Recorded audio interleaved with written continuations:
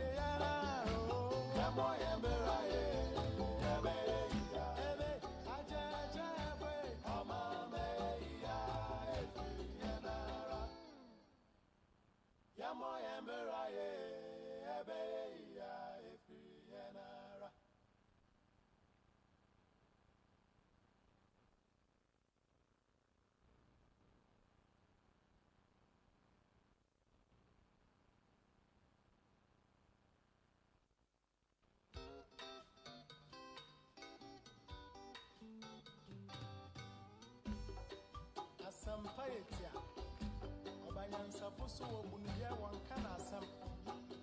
They mouth to some cacre was supreme. Yo, coffee, oh my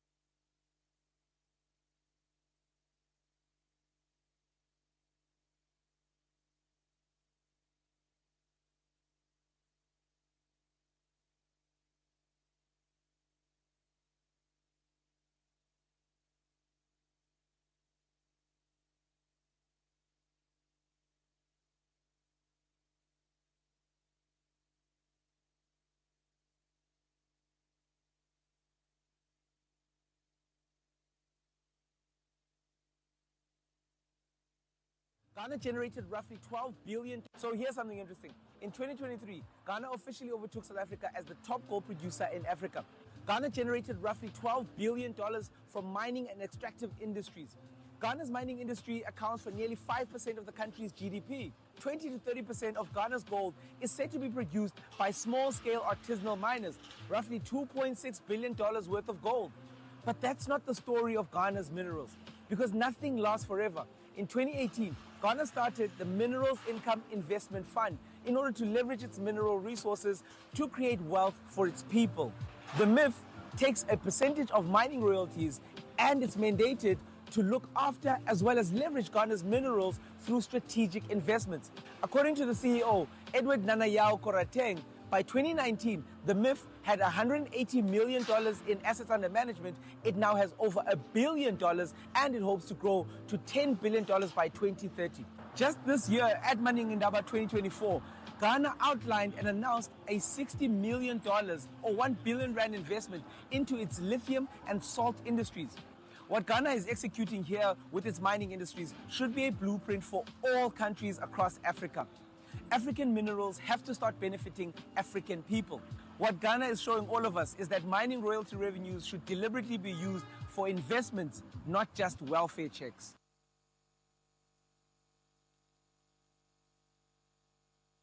So here's something interesting. In 2023, Ghana officially overtook South Africa as the top gold producer in Africa.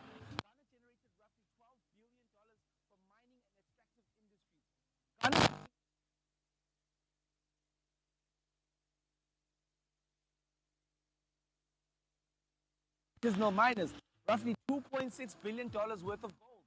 But that's not the story of Ghana's minerals, because nothing lasts forever. In 2018, Ghana's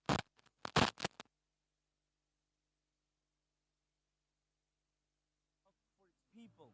The MIIF takes a percentage of mining royalties, and it's mandated to look after as well as leverage Ghana's minerals through strategic investments. According to the CEO, Edward Nanayao Korateng, by 2019, the MIIF had $180 million in assets under management. It now has over $1 billion, and it hopes to grow to $10 billion by 2030. Just this year, at Maningindaba 2024, Ghana outlined and announced a $60 million or 1 billion rand investment into its lithium and salt industries. What Ghana is executing here with its mining industries should be a blueprint for all countries across Africa. African minerals have to start benefiting African people. What Ghana is showing all of us is that mining royalty revenues should deliberately be used for investments, not just welfare checks. So here's something interesting.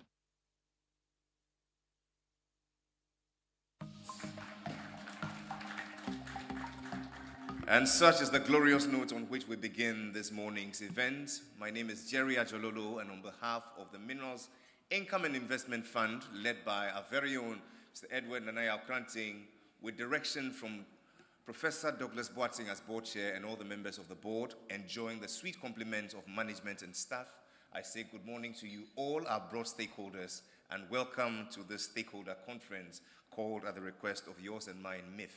Clearly, time is fast spent, and I apologize for the late start. If we were in church, I would have blamed it on the devil. But this one, I think I'll blame it on organized labor. I ask as a big favor for our camera crew, would you please draw forward so we can have a good representation of the attendance, please? It's just a favor for our camera crew. If you're at the back, please fill the seats in front. It's beginning to look like the teeth of a growing child. I know you're very cooperative. Please, if you're at the back, just fill the seats in front. None is reserved. Thank you very much for your cooperation. With time reading exactly 11 o'clock, let's begin with a word of prayer, shall we? And so unto you, O Lord, shall the gathering of your children be. We come this morning with gratitude in our hearts for life, for health, and for all that you've blessed us, particularly the richness of our earth, for which you call on us to make good use of it, and with the proceeds being invested wisely for posterity. Today, as we come to deliberate on minerals value addition and value chain development as essential tools for Ghana's economic development, we ask for your wisdom, your grace to be our portion. And by the time we leave here, let us leave here with tangible outcomes, and so that it will not just be a talk shop, but it will be results that will feed into our development. We ask all of this of you, the great God of nations, and all of God's children shall say a big amen. This morning we're joined by many broad stakeholders. Because of time, I shall defer all acknowledgements and do them intermittently in the course of this event. But please accept the warm and generous recognition of this gathering. It's a packed agenda. We have a few remarks culminating in a panel discussion bordering on the theme that we're reflecting on. Thereafter, we shall have a robust time of engagement with you, our broad stakeholders, by way of questions and answers and massive contributions. I ask that we lend ourselves to this conversation so that it be enriching for all of us. To welcome us all is a man who we all love and cherish, a banker and a lawyer who has really delivered on his mandate by following the law and following the money. Please make welcome our very own CEO, Mr. Edward Nanaya Okranti, as he welcomes us warmly.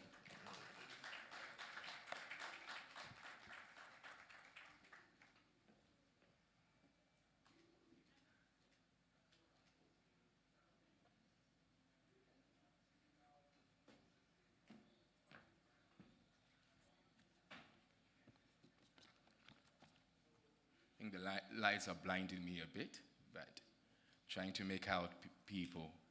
I have really bad eyes, irrespective of the glasses that I'm wearing.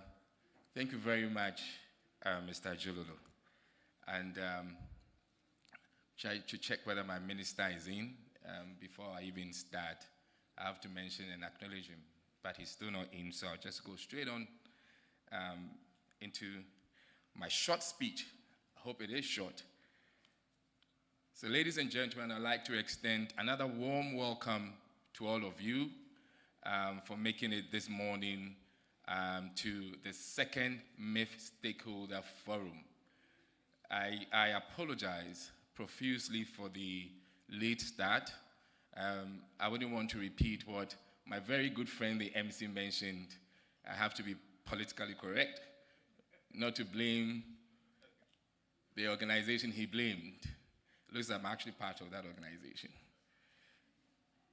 So, my Honorable Minister is not here, but I'd like to acknowledge him, Honorable Minister of Finance, Honorable Amin Adam, Honorable Deputy Minister of Lands and Natural Resources, who is here, and he happens to be the first board chairman of the Minerals Income Investment Fund, that's Honorable Mirku Duka, Honorable members of Parliament here present, CEOs, captains of industry, distinguished speakers, CSOs, members of the media, distinguished ladies and gentlemen. Again, I'm extremely delighted to welcome you all to this second MIIF Stakeholder Forum. I'm actually very glad to see it's actually much bigger in terms of the response to the invitations that we received. The primary objective, ladies and gentlemen, of this forum is to have a conversation, create a contribution loop where stakeholders can input their extensive experience into the programs of the Minerals Income Investment Fund to further engage on how the potential of the fund can be stretched, further leverage for the benefit of Ghana towards the objective of making mining the first pillar of our economy. And also, most importantly, to make MIIF an important lever towards Ghana's overall development. This stakeholder forum will also provide the avenue to answer all questions around the fund and to advance the inclusionary path going forward towards creating Africa's largest minerals sovereign wealth fund. The theme today, which is minerals, value addition and value chain development, speaks to the vision of MIIF to invest in value from exploration, mining, development, value addition, through to leveraging the capital markets to support the sector, localize value, and create wealth for all Ghanaians. Ladies and gentlemen, I believe with this backdrop, it is important to rehash what MIIF is all about and the role we play, and also some of the strides that we have made so far. I believe some of them you saw on the TV screens and perhaps may have read some in the newspapers. MIIF was set up by statute Act 978 in 2018 with a three-pronged mandate premised on the President's vision of ensuring that Ghana garners value from our mineral wealth.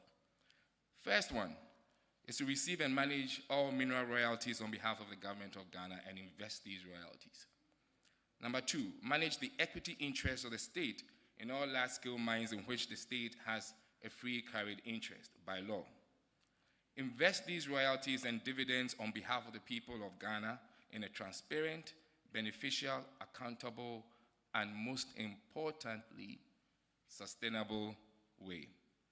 An added charge to the mandate is also to reduce the government exposures to budgetary shortfalls due to volatility in commodity prices in the world market.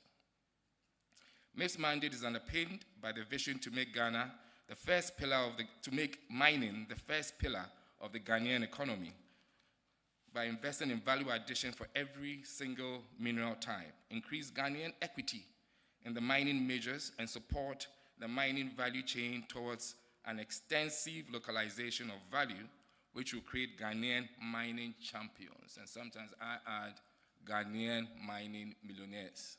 That's the capitalist in me, actually. I believe we are on an upward trajectory in line with this vision, but a lot more needs to be done. Ladies and gentlemen, so kindly allow me to share some few investment highlights and initiatives of the fund so far. And I know that some of our friends in the CSO side, this is where they are most interested. And this is just a few. We've invested $40 million in Asante Gold Corporation, which is a gold exploration and production company trading on the Canadian, Frankfurt, and now the Ghana Stock Exchange, with ownership of the Bibiani, Chirano, and formerly Kinross mine, and the yet-to-produce Kubi mine. The investment with additional Ghanaian investments, government carried interest, pushes Ghanaian interest to a significant 45%. Ladies and gentlemen, this makes it the only major large-scale mine with significant Ghanaian interest since or post-divestiture implementation program in the 80s. We have also concluded a 25 million cedis investment in Njaro Venture Capital Trust Fund, a private equity fund, as a conduit to supporting the micro sector of the mining sector, especially when it comes to mining support services in line with Government of Ghana's local content policy. The fund is investing $32.9 million in lithium, underpinned by Government of Ghana's critical minerals policy. In line with this, the fund has invested $5 million in the holding company of Atlantic Lithium, while investing $27.9 million in Atlantic Lithium's local assets with Barari BV for the prolific Iwoya project, which will start production in 2025, subject to ratification by Parliament. This includes 7 other tenements in the central region, all owned by Atlantic Lithium. Ladies and gentlemen, I think it will be important to note that our investment in Atlantic Lithium makes Ghana, or MIIF, the 3rd largest shareholder in Atlantic Lithium worldwide. The implications of this is, in case Atlantic Lithium discovers lithium in Brazil, in Cote d'Ivoire, in Nigeria, and in Congo, MIIF has a major play in these investments. We have invested close to 300 million cedis in the Ada Songo Salt project, making MIIF the cornerstone investor to develop a world-class industrial salt enclave, which will eventually include a salt refinery. The Songo project, operating under lease by Electrochem, will be listed on the GSE in 2025. This project, when fully executed, will make the Ada Songo Salt project the largest in sub-Saharan Africa. Just for context, the Ada Songo Salt project sits on about 40,000 acres. The largest salt project or salt pan in sub-Saharan Africa is the Walvis Bay in Namibia. This sits on 16,700 acres. So there's actually a very wide gap. Salt has 14,000 uses, ranging from pharmaceuticals, from road construction, from textiles, from oil and gas, etc. So I just want to create a context of how important this particular mineral is when it comes to the drive towards industrialization, especially within our context as Ghana. MIIF is also on track to become the largest shareholder in Ghana's first graphite exploration program. This will place Ghana second in West Africa after Guinea to start commercial exploration or exploitation of this important critical mineral. The MIIF Gold Trade Desk. Ladies and gentlemen, through the MIIF Trade Desk, We have injected $950 million into the Ghanaian economy within 11 months as of September 2024. We supported the Go for Oil program by providing up to $626 million to BDCs between September 2023 and August 2024. And I dare say that we are one of the reasons why we've seen a relative stability of the city in recent times. MIIF is about to pilot what has been described by Reuters as the most revolutionary financing initiative for junior gold mines in Africa. This initiative, termed the Mining Incubation Program, shall provide support for licensed junior and small-scale mines in Ghana to support a mercury-free, environmentally sustainable gold mining practice. On the back of this, we would like to push and ensure that these mines develop to become junior mines that can be listed on the GSE. On the back of a detailed resource estimate, it will cover the provision of working capital and capital for mining machinery, ensure corporate governance structures, institute a traceability and tracking mechanism for all small-scale mines, underpinned by ESG, and ensure that the gold that is produced gets a full market for the gold through the MIIF Gold Trade Desk. Important initiatives. MIIF is developing a fiscal gold-linked exchange-traded fund, that's the MIIF Gold ETF, to be listed on the Ghana Stock Exchange. The MIIF Gold ETF will be structured with gold as a principal underlying asset, for which the security will track the price of gold. This will be the second gold-backed ETF on the Ghana Stock Exchange after the South African GLD. We had planned to list in November 2024, but unfortunately, due to circumstances beyond our control, we're looking at listing first quarter 2025. The MIIF UMAT Operation Clean Waters. MIIF and UMAT are collaborating on the use of an advanced technology to clear our river bodies polluted by galamsey. I'm pleased to announce, ladies and gentlemen, that our initial test results or pilot has recorded significant success within the past 2 weeks. I'm sure most of you might have seen it in the newspapers today. We've been able to reduce turbidity to almost normal levels in the rivers that we piloted the past 2 weeks, which is the purposive version of the River Pra and part of the rivers around Nkrofo. Support for education and research. MIIF is investing $32 million in a modern technical training center supported by AI technology, including lecture halls and a modern jewelry-making center, a mining museum supported by the Chamber of Mines, which includes a research center, all in collaboration with the University of Mines and Technology in Takwa. This is ongoing. The MIIF Scholarship Program for Women. In a bid to bridge the gender gap in the mining sector, MIIF has established the MIIF Scholarship Scheme for Women at UMAT. This starts in September this year, 2024, and I'm pleased to say the first batch of students will be announced in the next couple of weeks. This covers both undergraduate and postgraduates of up to 100 students per year. However, there's a caveat. This scholarship scheme is only open for girls from needy families from mining communities alone. Maybe with time we will extend it to the rest of Ghana, but for now, it will be from strictly the mining communities. Ladies and gentlemen, the objective of MIIF as charged by the President, Nana Dankwa Akufo-Addo, is to create sustainable generational wealth for Ghanaians. The role, therefore, at MIIF is not only in funding or taking equity positions in mines. We apply towards the vision of creating a fully fledged mining industry and for mining to be the first pillar of the Ghanaian economy. Our investment covers every single facet of the mining value delivery chain. This includes investing in capacity building, the capital markets, commodity trading, research, and development. Ladies and gentlemen, I thank you for your attention, and please let the conversations begin. Thank you very much.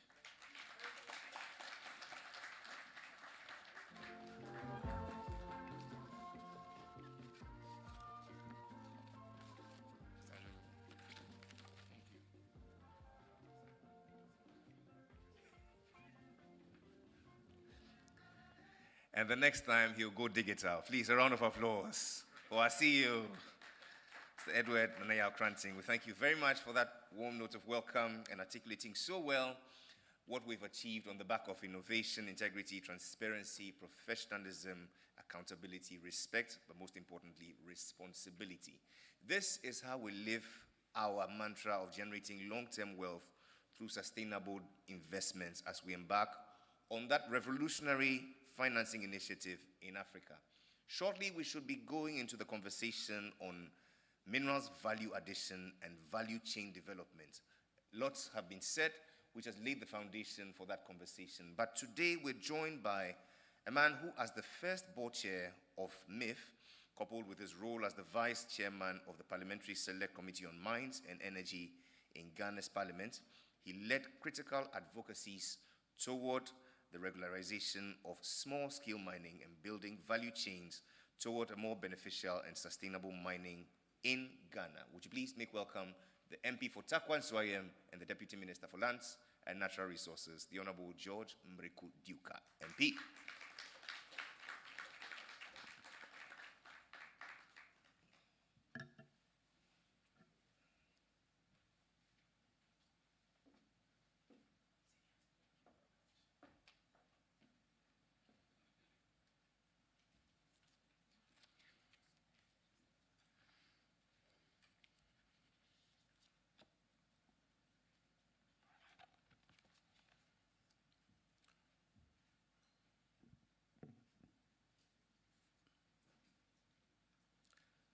The chairman for this special stakeholder engagement,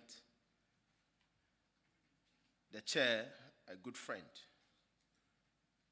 of Minerals Income Investment Fund and the entire board members, Chief Executive Officer of MIIF, my brother, Chief Executives and Managing Directors of mining companies, Chief Executive of the Chamber of Mines, co-chair of Ghana Extractive Industries Initiative, civil society organizations present, speakers and panel members, invited guests, friends from the Inky fraternity, ladies and gentlemen. A very good morning to all of you. I am very elated to be part of this very important discussion today. And forgive me for not giving you the usual voice. The campaign has been very Herculean.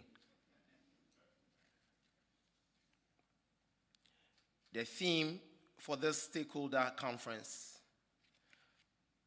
minerals value addition and value chain development, essential tools for Ghana's development, unquote, resonates clearly with our needs as a country. Value addition to minerals involves the transformation of a mineral or combination of minerals to a higher value product, whether as input for further value addition or final consumption.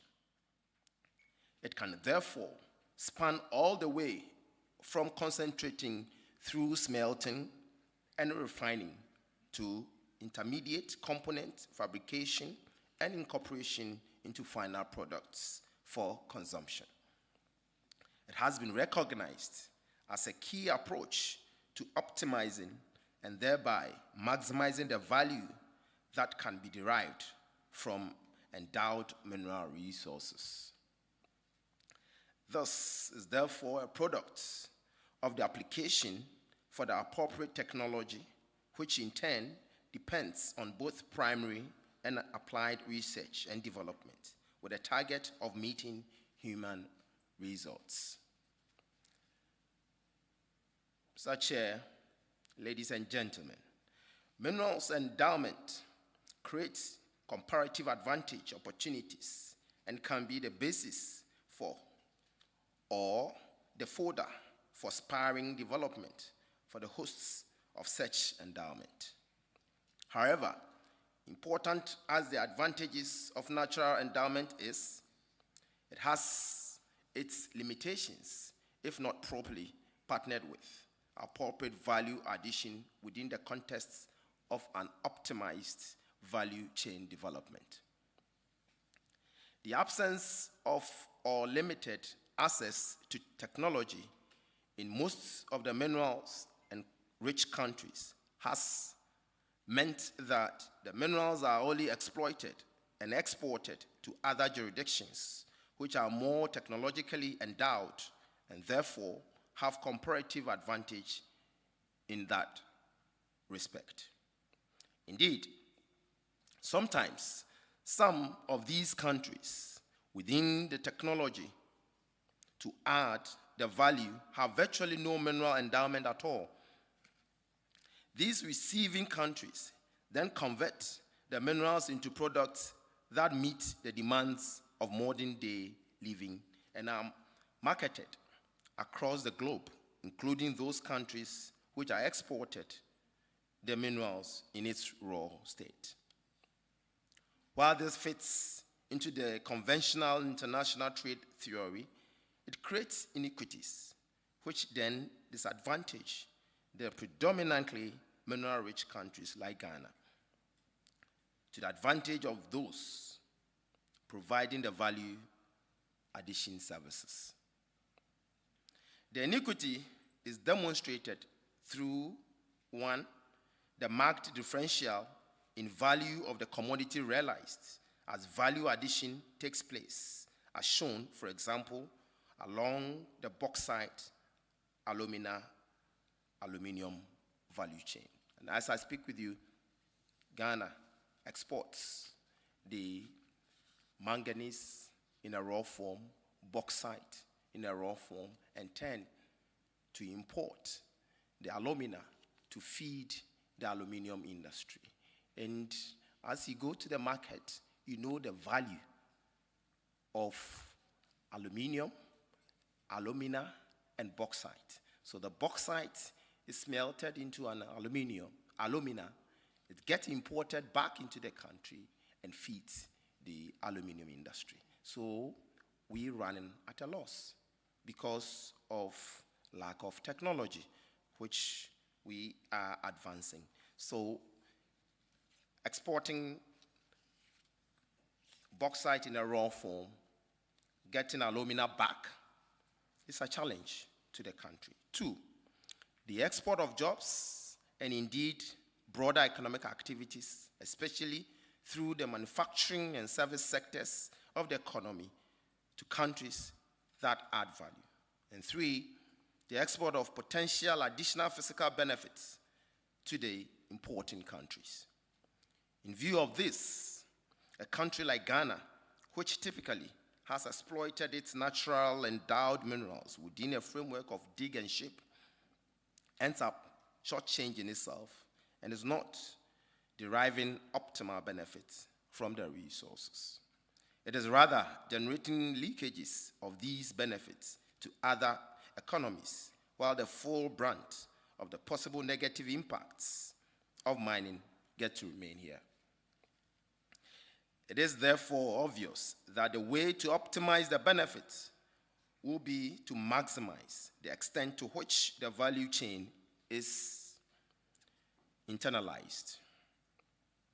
We note that no country, not even countries like China, Australia, and Canada, with their massive mineral resources and also technological advancement, have the full value chain for all their mineral in country. However, the way to go is to maximize the extent to which that is realized, given the state of the arts the country has. Ladies and gentlemen, it is in this context that Ghana is working of maximizing the value chain of its minerals to the extent possible.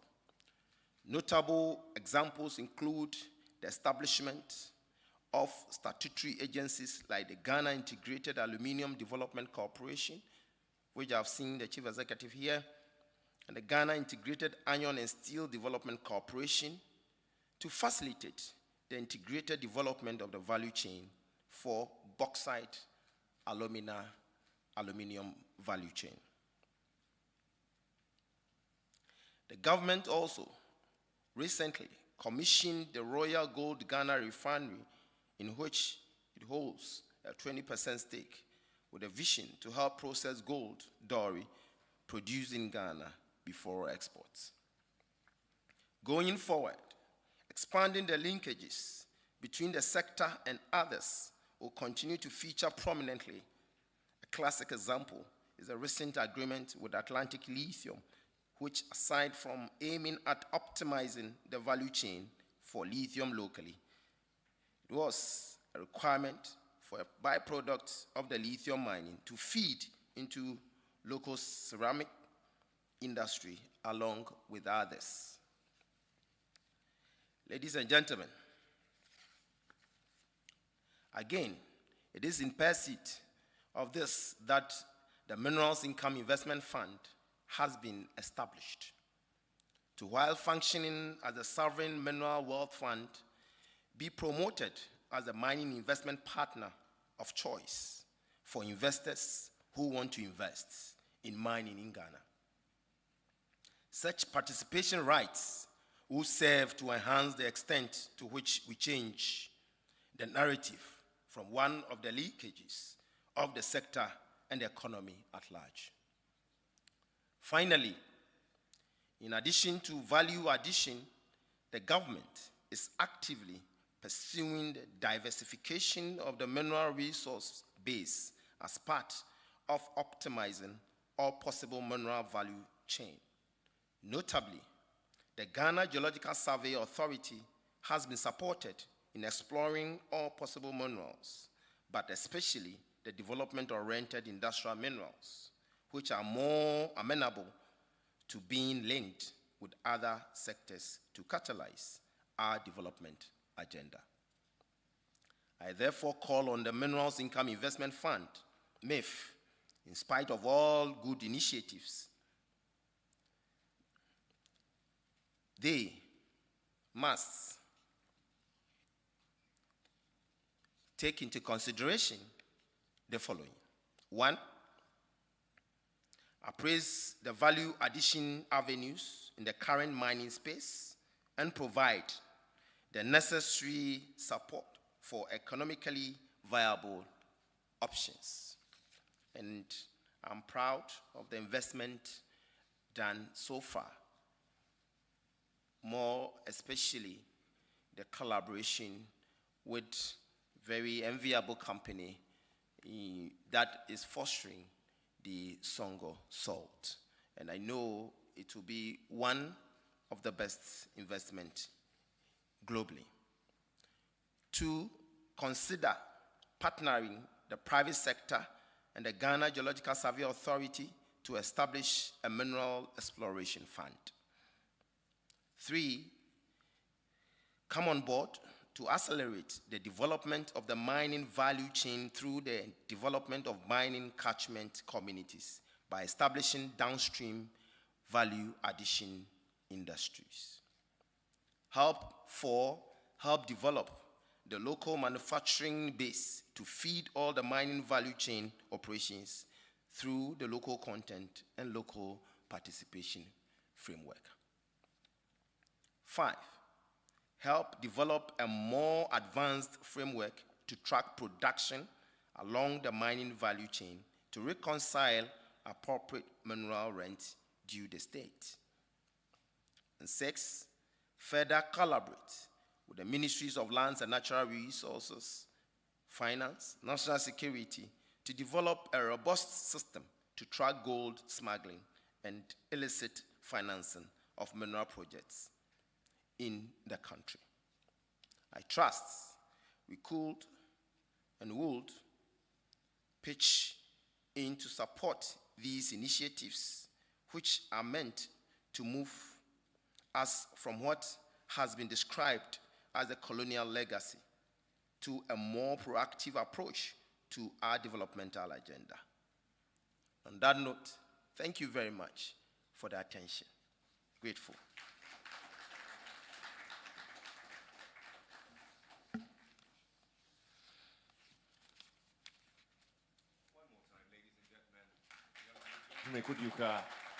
the Deputy Minister for Lands and Natural Resources, MP for Takon Swayam, and a member of the Bar of England and Wales. He's a big man. I came here with several expectations because somebody like me, I'm a generalist, often playing in different industries. So when I heard of the theme that we're going to reflect on, I did my small research. The Honorable Minister has, as a matter of fact, spoken to a lot of them: economic diversification and reduced dependence on raw material exports, enhanced technological transfer and innovation. He's talked about establishing mineral processing zones, providing incentives for value addition.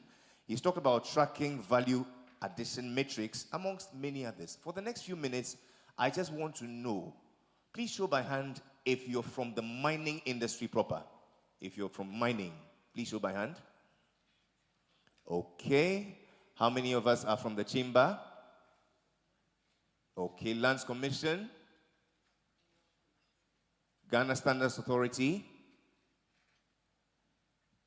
private sector associations, civil society, academia. Okay. So I just want to come round and ask of you, what is it that you haven't heard so far, and what do you think we should be addressing while we're looking at this very important theme? Mr. Tutuejari, do I start with you? That's how the rapture works here, you see.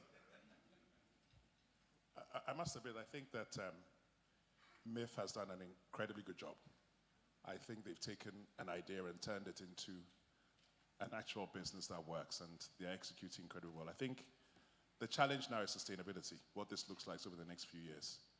What other industries is it going to be invested in, and how is it going to support? I'm a big fan of private sector participation, and I'm a big fan of government institutions supporting the private sector to do well. So the question becomes is how it continues to leverage the capital that it has to allow the private sector to completely indigenize the supply chain when it comes to mining. And more importantly, the extent to which MIIF and its early stage mining fund, I think what we find with mining assets and mining leases is that the owners of the leases get significantly diluted very early on because they cannot raise the money to get their projects to a bankable stage.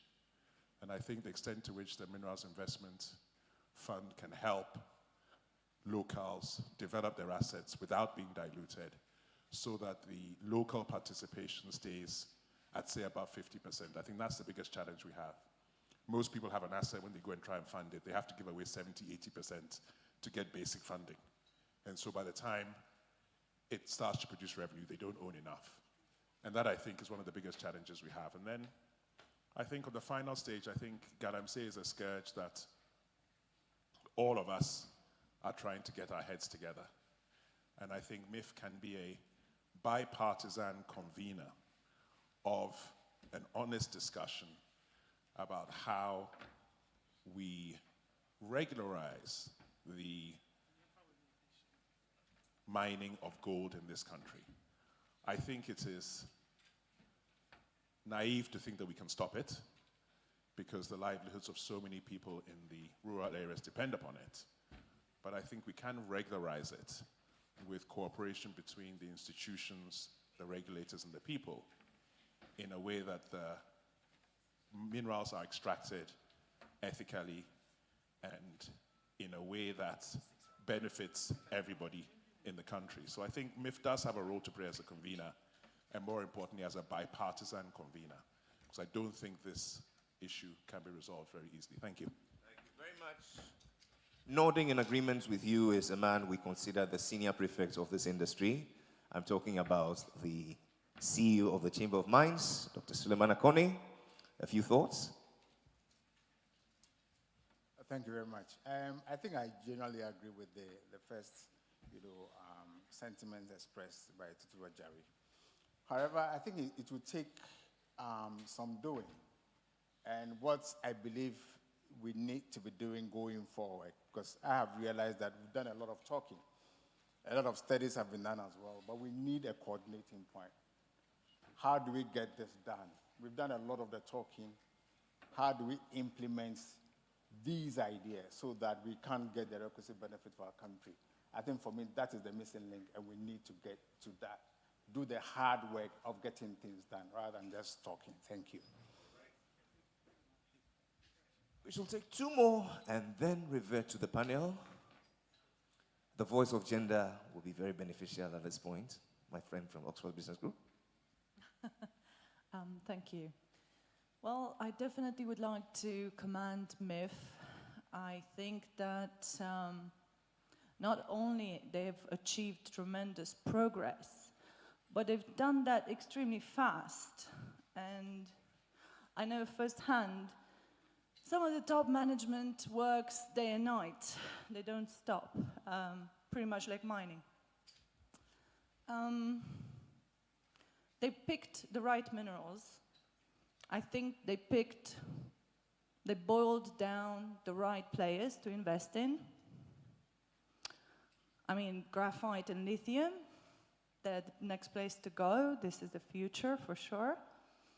And they're very aligned and ahead of the vision in mining globally. I think Ghana is definitely a leader. I think MIIF should have been started some years ago, but now that it's been started, it's fantastic. However, I'm sorry the minister left, because something really puzzled me. He kept mentioning bauxite, and that really puzzled me, and I would have loved to hear his reaction to my next comment. There's about, to my knowledge, I worked in 25 countries around the world, and I've seen smelters of aluminium in Kazakhstan. And to my knowledge, there are only about 7 companies around the world that truly process aluminium. So you only have about 7 dancing partners to be dealing with. To my knowledge, again, I'm not an expert, but there was one player here that was ready to do it, Jindal. And that was a year ago, and that was this year again. And they're still extending their hand to start facilities here. Now, I don't know why that's not going through, but that could definitely add value to the bauxite industry. So those steps could be perhaps speeding up, like Suleimanu said, some speeding up. I mean, if you are inviting international partners, and you only have 7 to choose from, 7 suitors, and only 1 is actually interested, then where's the choice? There you go. All right. Thank you. And the last voice belongs to the small-scale or artisanal miners.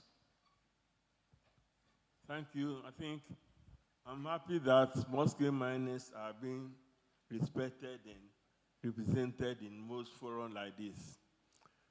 We thank MIIF for cooperation and all that they are doing. One thing we want to say is we are developing value addition, but we left lapidary. I think our Mama Nako is in the sphere of promoting lapidary. So I wish MIIF will help also to promote lapidary. Then also, in small-scale mining, it seems when things are being discussed, like we said, a mining museum, and we know that we small-scale miners have artifacts that can enrich the mining museum, but we are left out. So we want MIIF to take that into consideration so that we unitedly get something going. Thank you. Thank you. How about a round of applause for all the contributions thus far? Your comments, your suggestions come in very handy as we begin the conversation proper on this theme. But allow us to receive a presentation first on the theme. It will be done for us by a senior partner at AB and David Law Africa. Would you please make welcome Dr. David Ofosu Dote.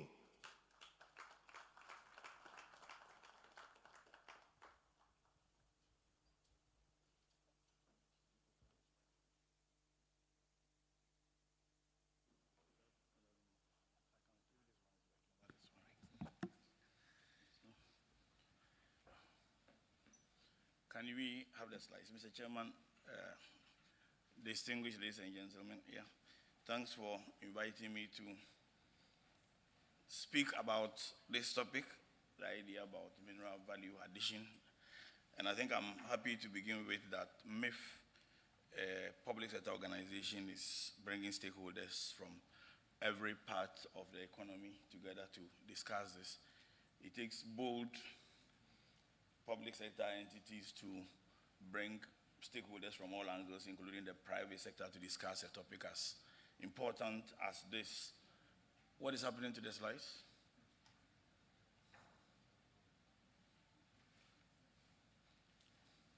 Can you let the slides roll? No. Okay, maybe you should control it from there to make life easy. So I'll tell you and then you go. All right. So it comes at a time, and as a nation which is part of Africa, the bigger continent, we are, as it were, in a situation where most countries in the continent are facing huge public debts. We are going through an IMF program. And clearly, it's something that baffles the minds of many people, because you have resource-rich countries who are poor. And that's quite confusing, to have so much resources but yet be poor. And especially when many of the resources have not created sovereign wealth for the countries. So it's quite important that we think about this and approach these things differently to be able to change course. And it's for that reason that I think it's important that we discuss this topic, and probably the future may look better than it is. Let's have the next slide. Or you want me to do it from here? Okay, good. So again, within the context that we find ourselves is the so-called AU Agenda 2063. And 2063 looks very far off. If you are in the private sector like I am, we don't try to achieve our goals within a 40-year time frame like this. We may think that far, but we try to achieve some of our results as early as we can within a 5 to 10 year life cycle. So that's for the Africa Union and for our heads of states when they go popping champagne in Addis Ababa and other places twice a year. But out of that kind of agenda, many countries are considering what to do with the resources we have, including mining. And African Mining Vision, among other things, talks a lot about value addition and the trillions of dollars that we can gain from it.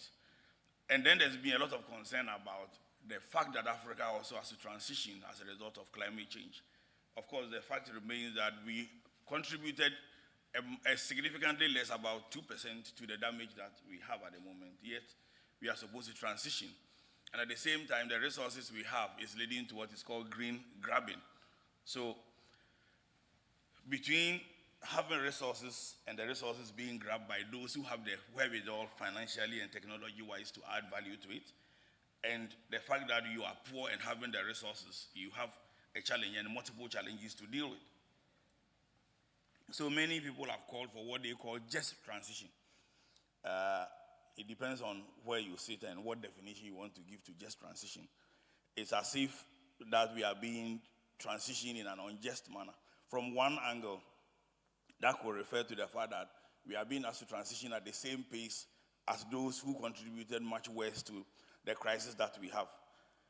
From another angle, which is what I'm more concerned with, is the resources that will enable that just transition and the extent to which we utilize those resources, which is what we have. So among other things, the African Union and our own government keeps talking about industrialization.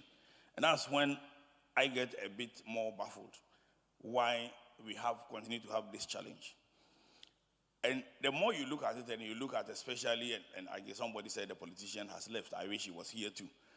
The more you look at it from what politicians have said over the last 40 years or so, because each of them have talked about industrialization, at times it's difficult to determine whether it is just worse or you have a strategic focus on this industrialization agenda, and it relates to what we are discussing. Because the best way to add value, to create wealth, or to industrialize is to start with what you already have. And we do have a lot. So for a country as ours, which have huge deposits of iron ore from Sheni to Akpafu, and to upon Mansi, that we do import iron rods. And the last time I checked, we were importing iron rods from Ukraine. And it's one of the reasons why the Ukraine war affected the prices of iron rods. And for a country which has manganese and the combination of iron ore and manganese and its input into value addition, and we are unable to actually add value to both, is quite concerning. And then for a continent of Africa which is seeking to attain Agenda 2063, with the huge demand for infrastructure, where steel, for example, will be a significant component of that, and we have not added value to our resources in iron ore, is much of concern. I'll talk about bauxite as we go along. Lithium, of course, MIIF has already done and initiated what the CEO has spoken about, and that's in good order. It generated a fair bit of controversy as to whether Ghana was maximizing the potential benefit it could get, etc. But either way, lessons learned. I think I will return to gold shortly and what it is that suffice to say at this stage that we have been mining gold forever, and we should have done much, much better with gold than we have done so far. Now, coming to MIIF, with an ambition to create Africa's largest sovereign wealth fund, I didn't hear the time frame from my friend, but I'm hoping he's already on course, talking about 1.5 billion by the end of this year. I don't know where exactly we are. I think when I was here last year, we were talking about being around $645 million at that time. Hopefully, during the course of the discussion, we will find this. But let's look at some of the countries on this chart, which I presented exactly the same chart last year at this stakeholder consultation.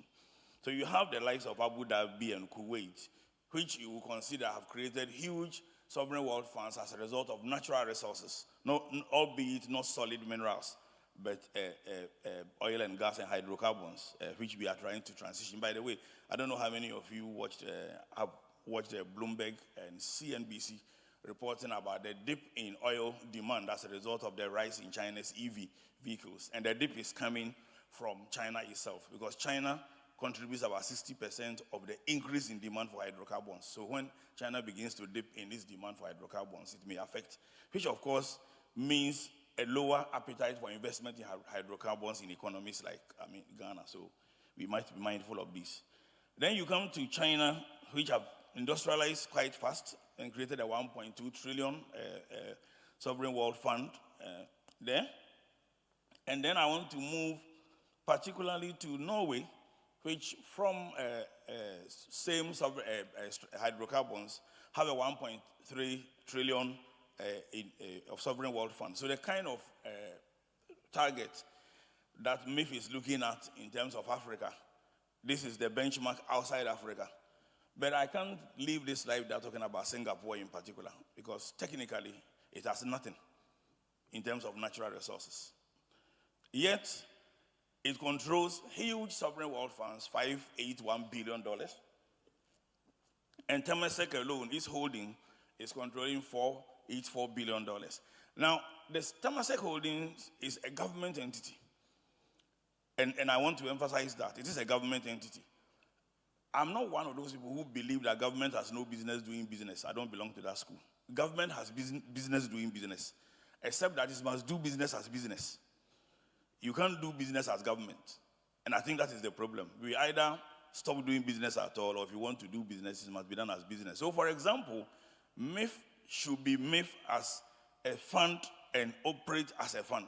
It's as simple as that.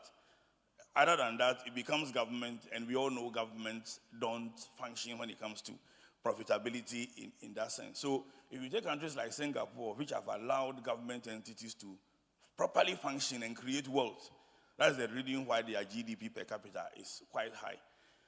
But again, somebody may say that you are giving examples from outside Africa.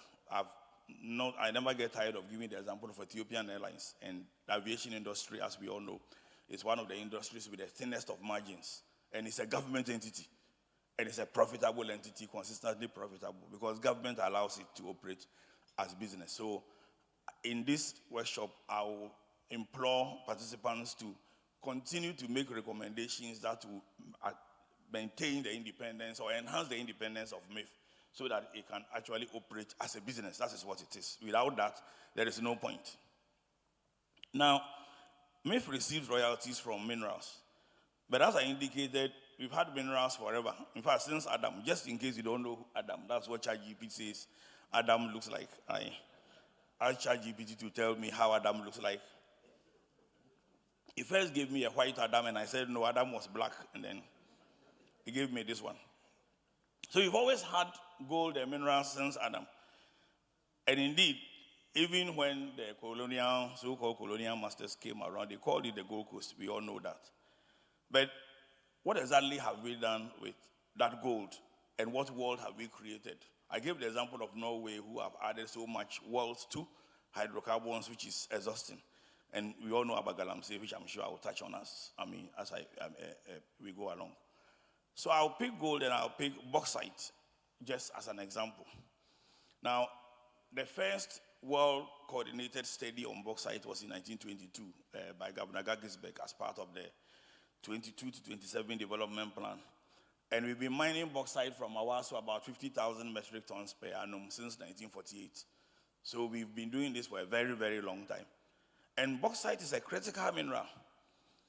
I was recently in Nairobi speaking at the annual general meeting of the African Development Bank, and one of the issues that was discussed was critical minerals. And somebody asked a question, I made this point, that Africa has always had critical minerals. Indeed, when the world needed human beings with strength to develop the West, we contributed the slaves. So we've always had the critical minerals. There's nothing new about critical minerals.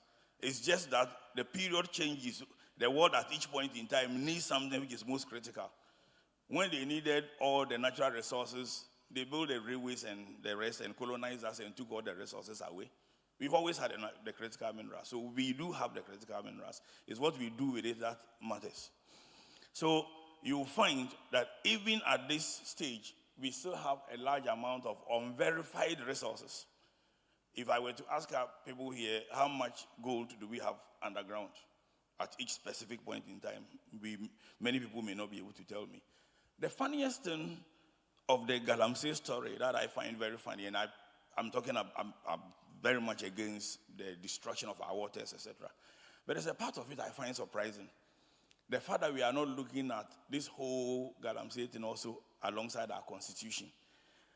Because the constitution says all minerals under the earth belongs to the people and it is held in trust by the president on our behalf. But when I hear people say that when the gold is smuggled, and I'll come to the smuggling figure, what we lose is our taxes. I don't understand it. The gold itself belongs to us, isn't it? Why are we limiting ourselves to the taxes? What is the provision in the Constitution? What is the purpose of the provision in the Constitution if the only thing we can talk about is the taxes of that which is smuggled? So technically, even if we put so-called sophisticated, educated people aside and went to our old tradition of a Bunu and a Busa, tradition will have made us say that, okay, don't destroy the water. Dig the gold wherever you find it. But because it belongs to us, let's divide it into three and do a Bunu and a Busa. And if you took one, or took two, and we took one, the 4 billion to Dubai alone, that means that the amount of gold belonging to us, which is smuggled, will be about $1.2, $1.3 billion. In addition to the tax component on the 2/3 we would have given the people. That's exactly the resource that we actually have.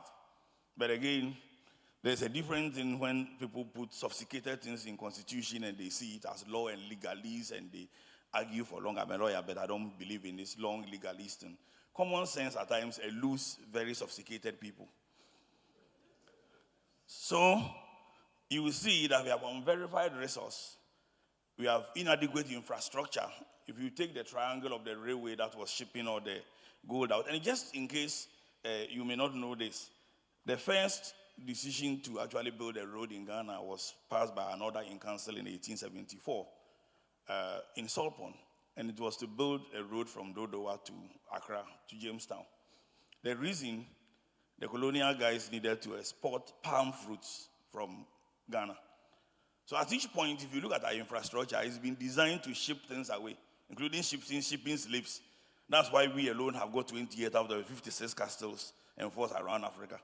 If we haven't realized that for 400 years, we are shipping critical minerals all the time, either in palm fruits or human beings or gold, etc. That's what we keep doing.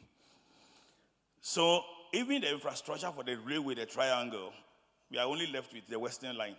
We've killed the remaining two. Now, as a result of a number of these things, we have so-called perceived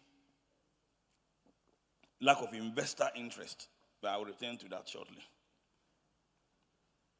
So then comes in MIIF as a test case, and MIIF is to create all the world that we are talking about, and MIIF is now looking at mineral value addition as a viable tool. And for me, you cannot create a value addition without having a comprehensive study or a comprehensive analysis of the value chain. And I don't want to do the Ghana thing of waiting to complete policy framework, etc., before we start. We can start whilst we continue developing and adding, as it were, portions to leverage what we already have and what we are doing. So let's look at what other countries have done. And I've listed the countries in order of what I think they have done most. South Africa has its economic challenges, all right, but over the period, you can see that creating the entire platinum group metals have led to the local production of catalytic converters, a jewelry market, electronic components, etc. And the Department of Mineral Resources ensures a coordinated approach, especially between private sector and industry. That's one of the things we lack here. If you ask me to list the 5 most challenging factors of Ghana's development, among the top 3 will be what I call lack of coordinated thinking. We don't coordinate our thinking at all. So you see different ministries are trying to do different things, all of which will actually be the same thing. And they don't coordinate it. I mean, around this room, many of us can keep giving examples. The South Africans did a coordinated approach, and as a result, got a lot of value from platinum, gold, diamonds. And many people have compared Johannesburg to Obuasi. The fact that the two, one in Ashanti region and one in the Huantin, supposed to have developed as a result of gold. Let me draw your attention to something. 2 separate regimes, one MPP, one NDC. In the first case, one of them decided to divest Ghana's interest in Anglo Gold Ashanti. And what we forget is that we didn't have any interest in the Anglo Gold Ashanti until Achampo nationalized it by 45%. So, notwithstanding his sins, he gave us something when it comes to that. But when we decided to divest, the other party, which was in opposition, went to court to challenge the divestiture. Then when that party came to power, they also divested the remaining that was left after the divestiture. Essentially, we do not coordinate our things and decide what it is that is useful for us. The decision to do something is based on who is in power. So we politicize even value addition and leveraging our resources. And those are some of the things that we need to think about. And I like it when Ajari Tutu talked about the fact that we should have a bipartisan approach. In fact, I will change it. I will say we should have a non-partisan approach. There should be no, because really, if you don't take it, the bipartisan will actually be unipartisan. They may actually come together to do the very wrong thing. As much as possible, we should ensure that there's no partisanship in this whole thing. Let's go to Botswana, which discovered diamonds in huge quantities after it became independent. And they have done a very, very good job on beneficiation. Recently, you all heard about their insistence on DBS adding value to diamonds locally. And the creation of the Botswana Diamond Company. So now, polishing and cutting is all happening, locally. And the success factors are there for all to see. Next is Zimbabwe. They've gone through quite a lot over the last 22 years or so, sanctions, etc. But they've passed some of the most progressive laws when it comes to lithium. And I'm sure MIIF is already familiar with what Zimbabwe is doing. But the Bikita Minerals is already in the process of actually producing battery-grade, as it were, materials for EV vehicles from Zimbabwe's lithium. Namibia, diamond, similar value addition, polishing, and cutting. And then finally, Zambia, which hasn't done as good a job as one will expect. The copper belt is full of minerals, and they have deposits of gold as well. But the Kansashi copper smelter is now looking at cathodes, and all those are value addition and value chain. The interesting thing is that I've been part of a study that had looked at creating an entire logistics hub from Lusaka, Sozwe, which is linking to Congo DR, as a result of the value addition chain in the copper belt. So these are serious things that we can think about. And the other encouragement I have for MIIF and those in this stakeholder discussions is also to look at value addition with an international eye as much as possible. So, for example, not many countries have the iron ore deposits. And if we cooperated, it is possible to actually have a situation where we add value at an international level. More than half of our iron deposits in the Akpafo region, the water region, is actually in Togo, for want of a better word. Yeah, that's the truth. It's similar to the one in Liberia and Guinea, where the iron ore in the Niba County is closer to the port of Buchanan than it is to take it to the Guinea port, and it costs you less. So again, these are all things that you have to, if you are looking at the comprehensive value chain, you need to factor all this into account. Right. But can this be done, and has it been done? Michael Ansan is here. There is a test case in Ghana, actually. So, and so far as I'm concerned, Ghana has done very, very well, even though, speaking from with insight, we could have gone faster than what we have done. Not that having been said, the bauxite is a real test case of how we can do this. And let me elaborate on as much of it based on public information, quote and unquote. And I must disclose that I'm an insider when it comes to this. Okay, so the whole idea was to first create a legal framework based on a strategic identification of the entire value chain based on the passing of the GIADEC law, and that happened. Then mapping out the entire value chain from bauxite mining, alumina refinery, expansion potentially of the smelter. I heard a speaker before me talking about the 7 smelters and only one competing for. Because we have to also understand that value chains is a perception issue. So people who want to invest look at a number of things. It's not just the fact that you have minerals. So I agree with your comment. I mean, what I'm saying is that it requires that we take a comprehensive look at this. And then downstream aluminum industries as well as allied industries. What did GIADEC do? So GIADEC decided to do a market sounding. And this is important. Why this is important is that it actually debunks the much held view that investors, in fact, 2 views this debunks. One, that investors will not be ready to add value here. 2, it debunks the fact that local people or Ghanaian investors do not have the wherewithal to invest in value addition. And again, I say Michael is here, you can speak to him during the break or if he's on any of the panel. He completely debunks that theory. And some of us helped in pushing this agenda over and over. So you have a situation where GIADEC created 4 packages. Package 1 is mining, package 2 is refinery, package 3 is the smelter, package is, then you have package B. So you have A, B, C, a refinery, and then you have the next one which deals with smelter and power, as you see. A lot of investors came to the table, about 20 at the first, if I recall. When the time came for them to actually submit bids, I think there were about 12 in round 1, round 2 about 7. And for those of us who have done advice on solicitation across Africa, I will tell you, anytime you see more than 10 investors at market sounding, you have a very good product. You have to leverage your resources. So you have 20 people coming around. I mean, and then GIADEC approached this with what they call the best and final offer. And finally develop a risk matrix and contextualize a lease which fits the entire integrated aluminum value chain.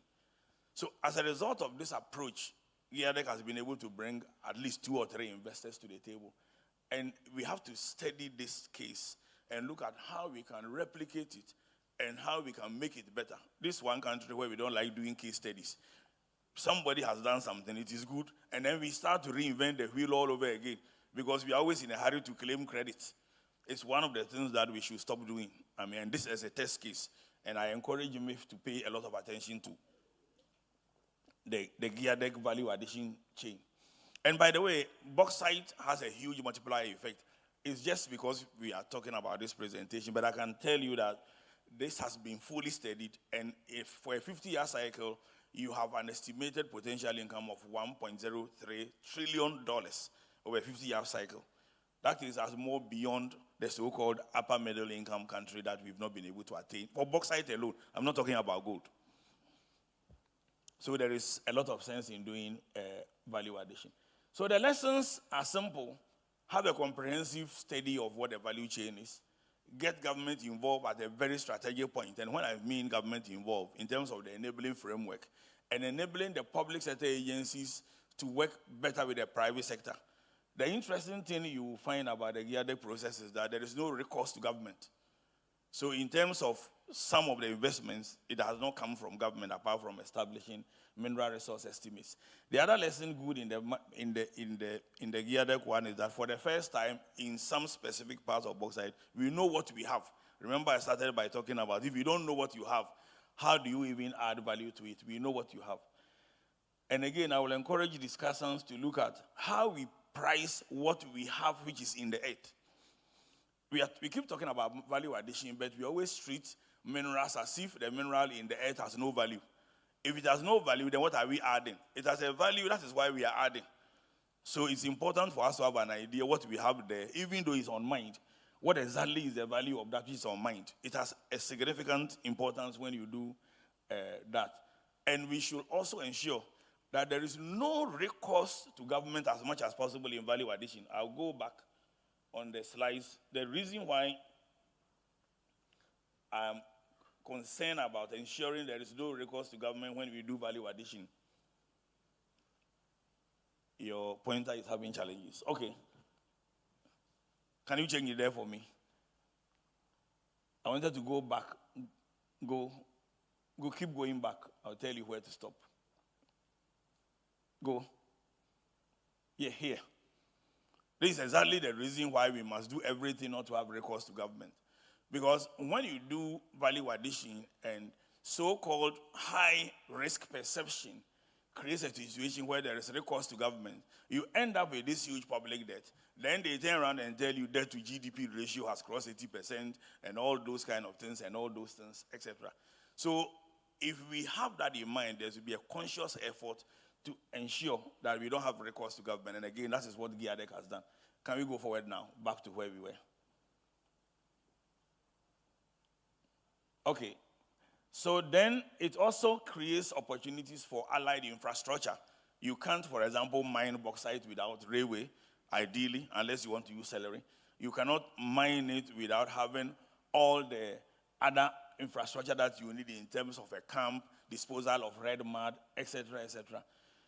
And it has also been designed to create a larger local investor participation. So apart from the 10% equity reserved for government in the law, there is a 20% equity required for 100% owned Ghanaian enterprises. So as a minimum, we are starting with a minimum of 30% equity between Ghanaian and government.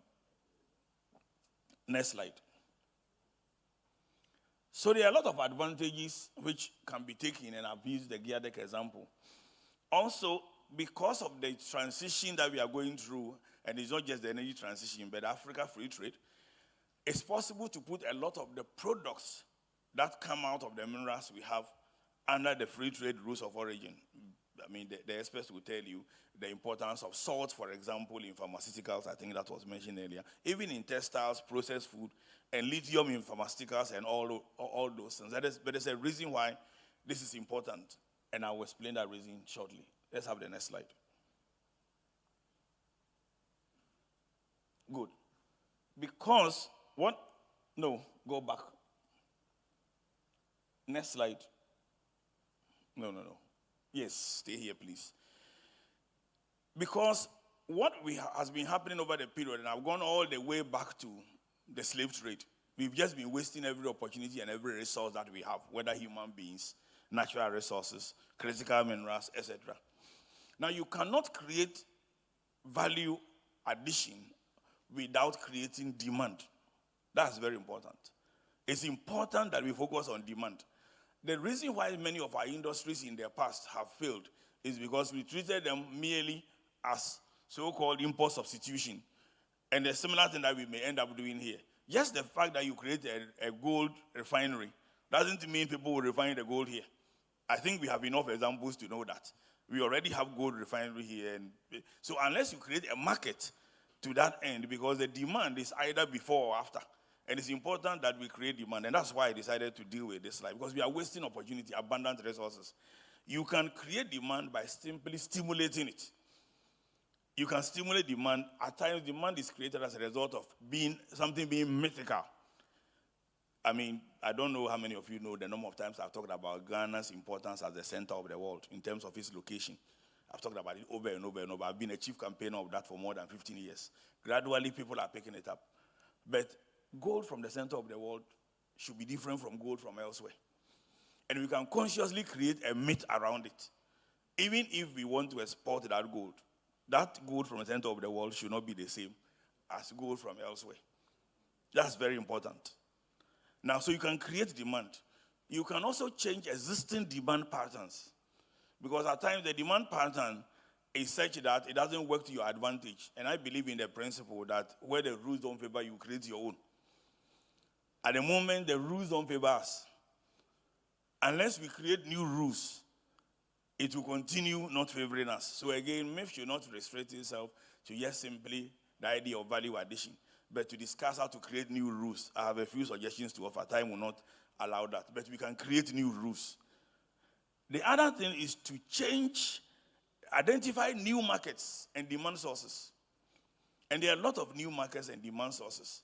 After all, Dubai has overtaken Switzerland as the gold center of the world. How did it happen? Let's have the next slide.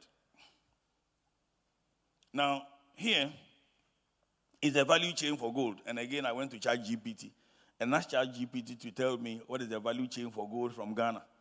And it traces from the mining, refinery, all the way to jewelry. I will show the jewelry part shortly. But we have decided to stick to the lower end of the value chain. That's exactly what we have decided to stick. And we've been at this end of that value chain since Adam. In fact, we have been there so much so that when the Bainese who actually started doing Obuasi mines, they were Ghanaians, decided to sell it, I am told that they actually sent emissaries to meet the buyer somewhere around the central region and carried him shoulder high to come and buy the mine because they didn't have cars at that time. Yes, Dr. Otinjesi did a whole research, and he, in his recent lecture in Legon on that, he talked extensively about it. We actually carried somebody to come and hand over our gold to him. But are you surprised? We still carry our chiefs shoulder high. And then they put the gold around their arms at every festival when they own no gold mine whatsoever. I keep talking about it. It's a real mindset problem. And we can't talk about value addition when we are afraid to talk about mindset issues. Next slide. You know, advantage is not necessarily advantageous unless you take it. So you can have the advantage of having all the gold, but it can be smuggled. Before I return to gold, I hear people talk about smuggling of cocoa. Even this morning I heard it. I don't understand it, about this smuggling of cocoa. When I was growing up, Ghana was the largest producer of cocoa in the world for many, many years. Until Cote d'Ivoire overtook us. And at that time, we said it was because Cote d'Ivoire, our cocoa was being smuggled to Cote d'Ivoire. Today, Cote d'Ivoire produces 3 times cocoa than Ghana. And we created a Cote d'Ivoire Cocoa Alliance.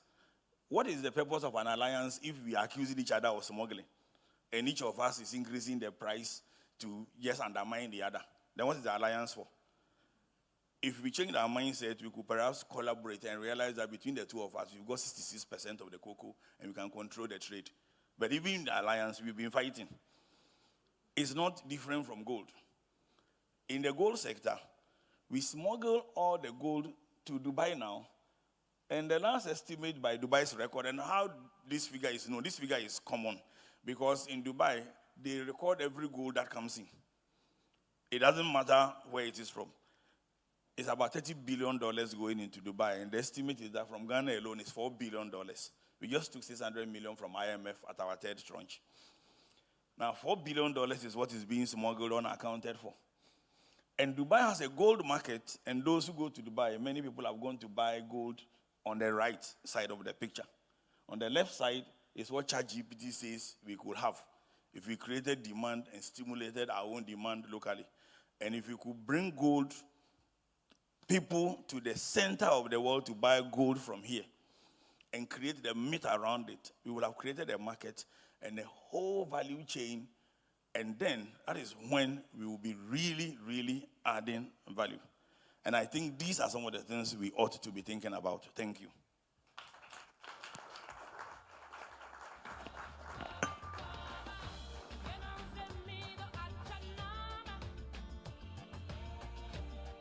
One more time, ladies and gentlemen, Dr. David Ofosudote. Anything else I say will detract from the momentum that we've gathered so far. And so it is my pleasure to invite upstage, ladies and gentlemen, our very own CEO, Mr. Edward Nanaya Okranting, together with the following persons. Make welcome, ladies and gentlemen, on the panel, Mr. Kweku Ampofri. He is the CEO of Electrochem, representing Dr. Daniel Macaulay. Make welcome Mr. Frederick Atakuma. He is the Ghana Country Director, Asante Gold Corporation. Dr. Steve Manteao is the co-chair of the Ghana Extractive Industries Transparency Initiative.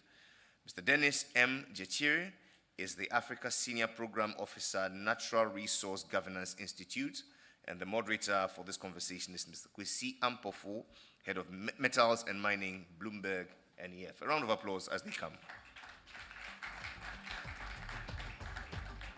Now that the foundation has been laid, ladies and gentlemen, this is where we commit our attention and ensure that we contribute by taking notes, and at the time when it's designated for Q&A, we make meaningful contribution. There's tea and coffee outside, but we shall not break. If you feel led, just go and grab and come sit down so that we continue in the same momentum.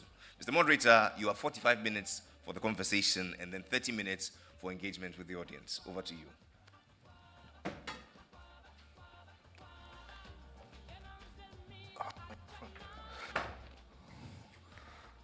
I think our microphone's dropping is a good sign.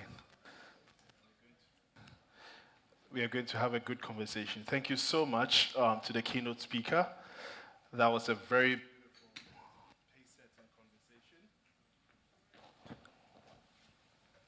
beautiful pace-setting conversation. And I think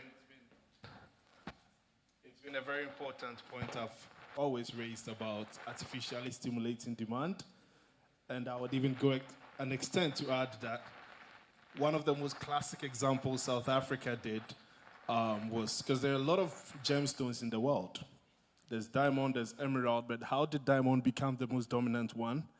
Is because someone actually did a research and told us that if you want to buy a diamond, you spend, 3 months or 5 months or 5 months of your salary in order to make it worth it. And with that became the national standard that would go on to make the diamond industry a very lucrative one, because you don't buy a diamond less than 6 months of your salary.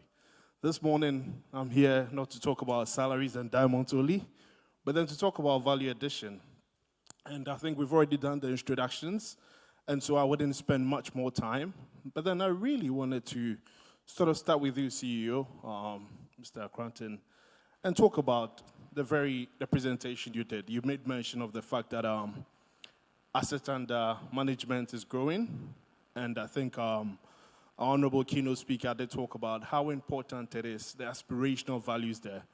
But I think what I wanted to really focus on, it's really, what is the growth trajectory for you in terms of your AUM growing it? But there's also one very important highlight. You pick South Africa, has the IDC, and what the IDC ended up doing is actually it managed to incentivize or stimulate companies that would later come to Ghana, like Anglo-American, create Sasol, create downstream industries, and that had extensively impacted the South African economy. So one, what is the trajectory in terms of your AUM growth?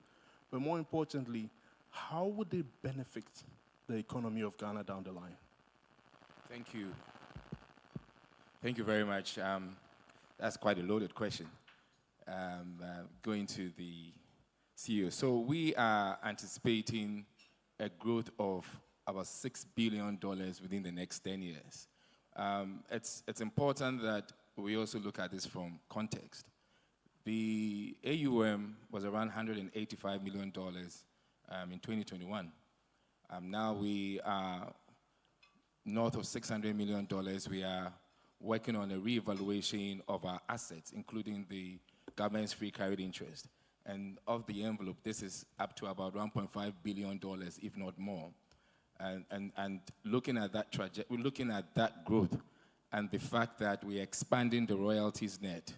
We are seeing more mines coming into play. We are seeing more minerals coming into play, especially the critical mineral side, with graphite, lithium coming into play as well. We're also using technology to expand the royalty base. I wish we had it up here last year, where we showcased what we are doing in terms of using technology to expand the royalty base, but unfortunately we don't have it here. So looking at that, and the fact that we've been able to grow our royalties and our AUM on these angles, we anticipate that within 10 years' time, we should be more than $6 billion. In-house, even though we've announced $6 billion within 10 years, in-house we're actually looking at $10 billion. But I think we'll go with the $6 billion. In terms of economic impact, I think that question should be more directed, but I'll sort of cover it across. In terms of economic impact, if you look at value addition, we are looking at lithium, for example, where we are seeking to have it processed. We are seeking to have it refined. We are looking at the byproducts of lithium, such as feldspar. Feldspar is important for quite a bit, glass, fiberglass, etc. We're looking at how, and for the ceramics industry. So feldspar, lithium, we're looking at how it impacts the EV market. We are looking at how it aligns with the government of Ghana's automobile development policy. We are looking at how we are able to make Ghana the hub of battery making, especially when it comes to solar panels, etc. So in terms of impacting the economy, it is what we do with value addition. And I like the point that Ofosu-Dorothy mentioned, that we need to stimulate it. We are working on a program that will make Ghana the center of critical minerals in West Africa and perhaps sub-Saharan Africa, irrespective of the advancements that Zimbabwe has made. Then you look at salt. Yes, we are taking royalties from salt. How does it impact the economy? We're looking at how we add value by supporting the establishment of a refinery, supporting the construction of an export jetty, all in Ada. We're looking at how we connect it to the pharmaceutical sector. We're looking at how we connect it to the textile sector, even to export it to places like Canada, where salt is used for at the winter time to clear the roads. We're looking at how we connect to the Nigerian demand of about 800,000 metric tons every year for the oil and gas sector. So in terms of economic impact of our AUM, this is quite diverse, and I think it's quite impactful. It will definitely stimulate the economy. So CEO, in 10 years, we'll have $6 billion. Yeah, I promise you that. Audience, I think we should all write this down. In 10 years' time, I'll come back. And I think that deserves a round of applause, though. Bold and well-spoken. Dennis, on my way here, actually, look, it's going to be a very engaging session. I'll bring you in at the right time. But then before that, I did interact with a few of you to give me the difficult question to ask this panel. And then someone wanted me to ask you, what's your football team? Sorry. Yeah, of course. Yeah. Unfortunately, I'm not a football person. Thank God. I think that's the reason why I was told to ask you, because you might not have an answer. But then, I think for us, you play a very key role in this industry. Obviously, you police some of these targets, some of these aspirations, and more importantly, to ensure that the right thing is done. And so I wanted to really bring you in on, of course, the journey to 6 billion. How do we ensure that this industry ends up being transparent? There's accountability. I know you've done quite a number of work in there, and it's important that your role ensures that obviously what the CEO talks about remains transparent and beneficial to Ghanaians as a whole. So how do we ensure that transparency and accountability is a big part of this? Thanks very much, Kwesi. I think it's important that we situate all the plans that MIIF has, and very beautiful plans there on paper in the context of practice. And for me, transparency has to be measured in terms of what systems, governance systems are in place and how they have been actualized over the years. And I would start with the MIIF Act, for instance. I think the last conversation I mentioned that MIIF, the creation of MIIF itself was shrouded in some kind of secrecy that has not left MIIF over the years. CEO, was it a secret? Yes. Well, I don't think acts of parliament are secrets. Okay, thank you. No, I mean, I'm not referring to the act being a secret. I'm referring to the processes leading to the enactment of the act being shrouded in secrecy, not the act itself. Of course, the act is public. If I go to the publishers, I would find it. But that is not what I'm referring to. I'm saying that we've been in this space longer than the MIIF Act, and we've checked with colleagues within the space. Not much consultation was done in the lead up to the enactment of the act. In fact, Steve and myself, I think Mr. A and others were in a conversation. That time we were trying to combine PIAC with GATE, and we're developing what we call the Extractive Industry Act. And then in that room, somebody just drew our attention to a new law called MIIF. And so we all looked it up and read it, saw all the JAPA-like kind of arrangements within the act. We didn't know that that was what it was supposed to be. And then a few years, 2-3 years down the line, we had a JAPA spring up, and that contributed to some of the mistrust that MIIF is still suffering up to today. That JAPA process, you are aware, some of us fought it and made sure it didn't come to being. And so MIIF has a lot of work to do to sort of clean up that backlog of a bad image that it has created for itself. And we cannot run away from it. Let us not pretend that it doesn't exist. Let us embrace it. Let us correct it. Indeed. And I'm happy that MIIF itself has started with these kinds of engagements. This is the second one that I have attended. Now, to address your question of how we can, and I don't want to delink some of these issues I've already raised from the journey to achieving the target of 6 billion AUM in the next couple of years. It's all connected. Look, if people don't buy into the ideas that you have and trust you to deliver, it is really difficult to deliver. The bad press that is created alone drives away investors. And let us not shy from it. We have to bring people along. We have to make sure that the act itself is reviewed. Let us put mechanisms in place to ensure that there's accountability within the act. We have an investment advisory committee and all of those structures that MIIF itself has set up. Beautiful. Yeah. But who is the external eye that validates all of those things you do? We are in a political setup where we know that the interference is huge. And I think David has already spoken about it. How we can interfere with processes that are very robust and changes just because of a political objective. And so it is important that we review the act, put in place enough mechanisms that guarantee some of the investment you yourself you are making. And sometimes some people think that CSOs just want to criticize for the sake of criticizing. In fact, you are doing some good job. I mean, there are good things you are doing, but they need to be guarded. That somebody else does not come after Nana and then decides to change course for no reason. There must be somebody to check that and draw you back and say, look, this is what MIIF wanted to do. We all bought into it. We agreed with it, and we think that it must be done for the benefit of everyone. And so I think that the revision of the MIIF, if we want to talk about the issues that need to be revised in the Act, probably it will take a very long time. But I wanted to also bring attention.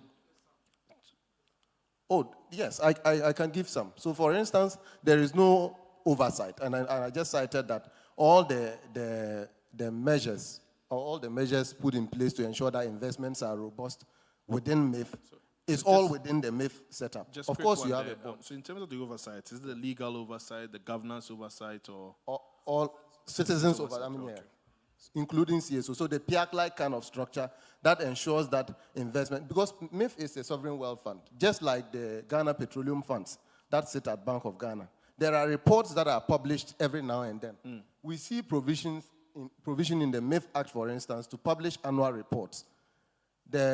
I haven't seen any annual report.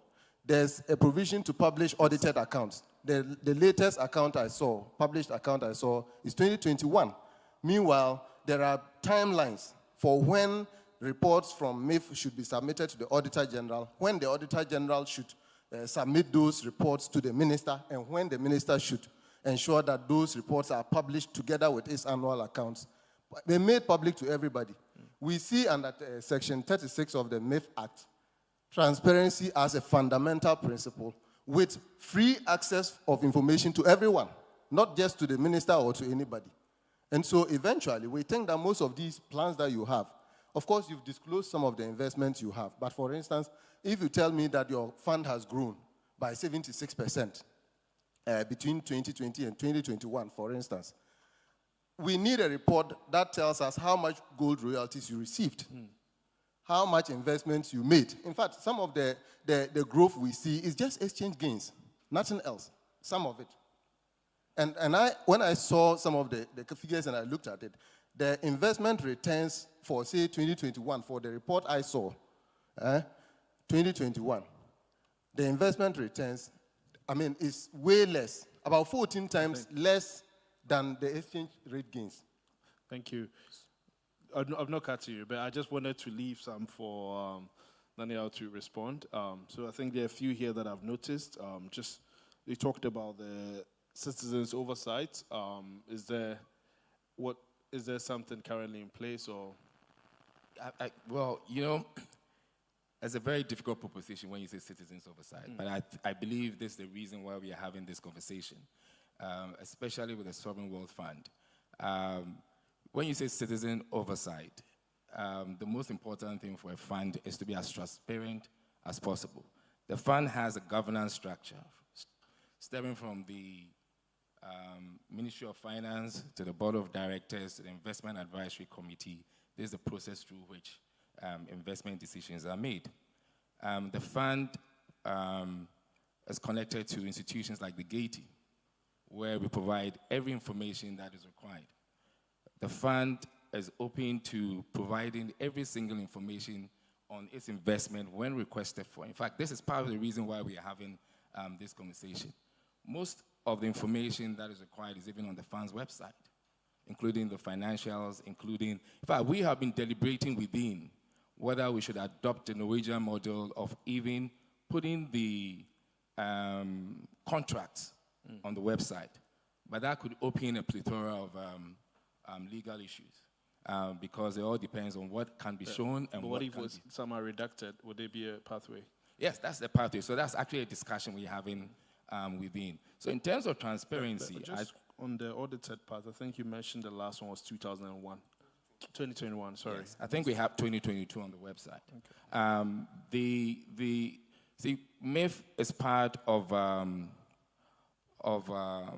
governmental structure that comes with certain delays because of the way we report. And MIIF is not structured like your typical private sector, even though we are evolving or moving towards that. And again, that is part of the reasons why we're having these meetings, to solicit ideas in how to make it as fluid as possible. At the typical private sector, you will have your financials done within a certain time frame. But for MIIF, and like most of the private or public institutions, you actually have to go to Parliament. Yep. We need to go to Finance Committee of Parliament. We need to go to 2 or 3 other committees to actually walk and talk through the financials. Before Auditor General comes in, That takes a whole lot of time before that is done. So yes, I agree totally with the comment he's made about the delays of bringing out audited financials, which is a canker that you see in the public sector.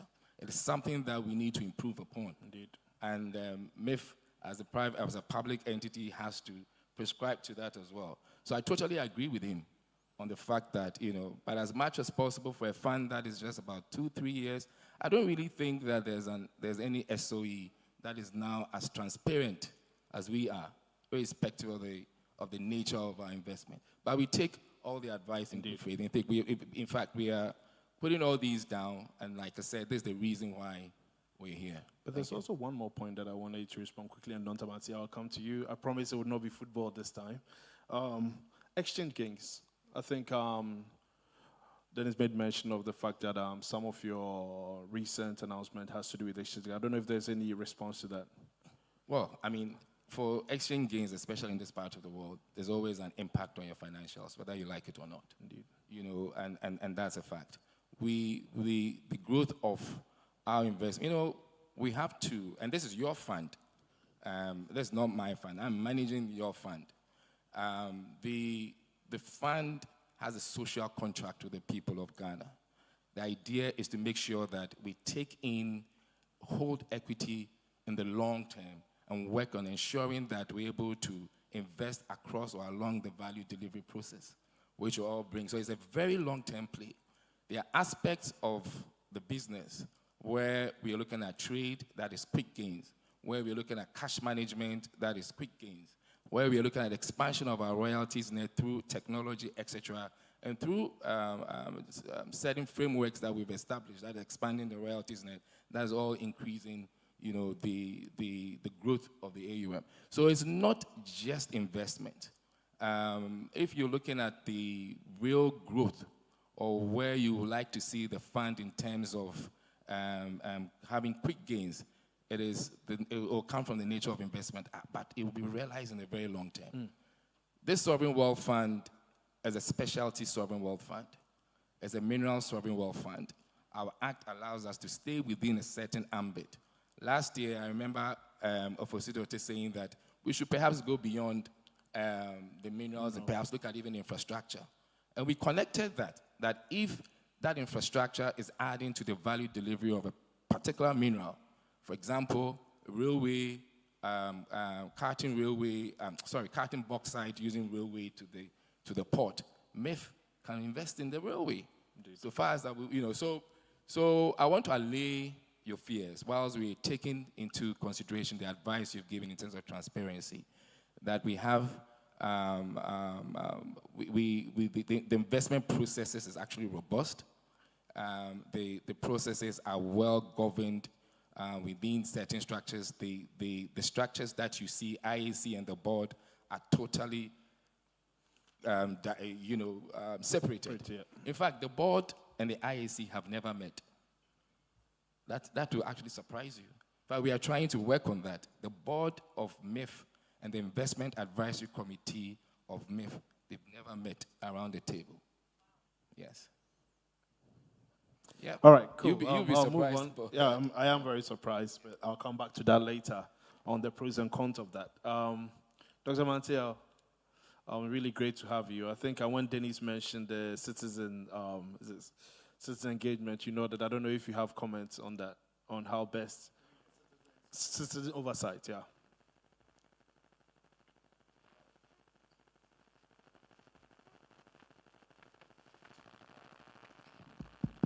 Right. You see, I take all of us back to 2016 and ask you to take a look at the MPP manifesto pledge in terms of how our mineral resources, particularly the revenues, are to be managed. The MPP government, then it was a party, a candidate in the elections, promised us a mineral revenue management framework similar to the Petroleum Revenue Management Act. So my question to you is whether or not what we have today in the name of MIIF is actually similar to the Petroleum Revenue Management Act. In the case of the Petroleum Revenue Management Act, we have an additional citizens-led oversight committee that interfaces with the rest of us and updates us on the use of petroleum revenues. That body is the Public Interest and Accountability Committee, which are chaired for 2 terms. And you are all witnesses to what we've been able to do in terms of informing the public. Again, the Petroleum Revenue Management Act afforded us the opportunity to manage the volatility effect of the commodity on our budgets. I don't see that framework within MIIF. Thirdly, we recognize in that arrangement the intergenerational interest in the resource. So we provided something for future generations in the form of what? The Heritage Fund. Okay. So there are certain shortcomings, and I don't blame the current MIIF management because you inherited a law passed by Parliament. You can do very little about it. But going forward, I think we need to re-examine the MIIF Act and make the necessary corrections to serve the best of our interest. Thank you. Thank you very much, Doctor. I think that deserves a round of applause. And it really comes down, I think one of the key take-homes I've taken here is that we'd obviously need to have a critical relook at the Act. And it's important that having these very open conversations will surely strengthen Parliament to pass the Act that addresses some of these comments. So I just wanted to be a little bit forward-looking in terms of going beyond just the governance and the Act. It's just really, let's talk about value addition. Dr. Manti, I'll start with you. First of all, would your next car be an electric vehicle? Well, let me take a broader view Thank you. of the question. I think countries that have been able to optimize their value in the extraction of their own resources are those that are not playing the role of spectators. And again, those that are guided by a vision. So I ask myself, what is the Ghanaian vision for our mineral resources? Lately, because we developed our Minerals and Mining Act, 703, in 2006, and then adopted the National Minerals and Mining Policy in 2014. That is a misnomer, okay? So you may want to go back and look at your law and ensure that your law you pass actually speaks to the policy. So we need some coherence between the policy and the law. That aside, you see, I had the opportunity of meeting the Chief Operating Officer of Piedmont Lithium. He was in this country, and the meeting was actually facilitated by the U.S. ambassador between myself and him. And he was here to do a risk analysis to their investments. And he asked me, what is the biggest risk that they should take into account in the investments they were about to make? At that time, they had secured the off-taker agreement with Atlantic Lithium. And I told him, your biggest risk is the clamor for jobs. But you see, not all the people in the host communities can be absorbed in the mine. So what you need to do is to support some minimum value addition, so that those who cannot find opportunities at the mine will at least find some opportunity in the enterprises that will be adding value. But it shouldn't be just about value, because what you need to do is an input-output analysis. So on the value addition side, that's the output side. But the mine will require certain inputs that the community may be best placed to supply. That also affords opportunities to the local people in terms of employment. So we haven't done quite well. And I've heard arguments against value addition in terms of the manufacture of electric batteries, lithium batteries. But you see, again, let's reflect. In the 60s, when Ghana set up the Tema oil refinery, how many barrels of oil did we produce at the time? Not a drop. But we served as the hub, bringing oil from all other places to refine for the Ghanaian market. And besides the revenues that generated, it provided job opportunities. That plant indeed is a bit out of date. We are not benefiting from economies of scale. But if we're minded to keep pace with what Nkrumah, the vision Nkrumah had, would have expanded the capacity to be able to take advantage of economy of scale. And that particular thermal oil refinery would have been still viable and serving a much better interest than today. Indeed. Fast forward, let me say that there are a number of things we need to do as a country. We need to be deliberate if we want to achieve value from our resources. First thing we need to do is to have a master plan for our lithium. Similar to what we did in the petroleum sector. And you see, when I reflect on these things, the impression I get is that all the solutions are available within reach. In the petroleum sector, when we discovered hydrocarbons, we got top-notch experts to help us develop the gas master plan, which looked at all the opportunities along the value chain in order to determine for us where we want to focus our value optimization. And we decided that not crude oil, not petroleum products, but gas, because we needed gas for energy. You see, because there was gas for transportation and gas for other users, but we said we needed to do gas for energy to power our industries. Currently, we are not very deliberate. I'll wrap up here. We're not deliberate because we set up Geardec, the bauxite company. And we know we need awful lot of energy, power, to be able to get it working. But we haven't thought about that. So it exists in name without much effort in terms of turning our bauxite into aluminum. Geardec, we continue to export our manganese, which we will need to develop an iron and steel industry. Okay? Chances are that when we come to develop our iron ore, we may have to import manganese to be able to do the iron and steel industry. We need the power, and the power is the first thing you think about when you want to actually develop your mineral sector, because it requires a lot of power. Indeed. Thank you. And thank you very much, Dr. Mansi. A round of applause. So to the investors in the room, if you're looking for opportunity, obviously power is number one. And I also gather that you talk about not being spectators. That is a very beautiful point you made there. And then the biggest risk is jobs, jobs, jobs. And a very important point you made is really the input and the output. Everybody talks about forward linkages in terms of value addition, but nobody talks about the backward linkages. And that leads me to my next question. Mr. Takuma, I promise no EVs, no football team. But do you like football? Okay, good. So what is your favorite metal then? Let me guess. Gold. So talk of gold, I'm quite aware that Asante Gold just raised $100 million. Congratulations.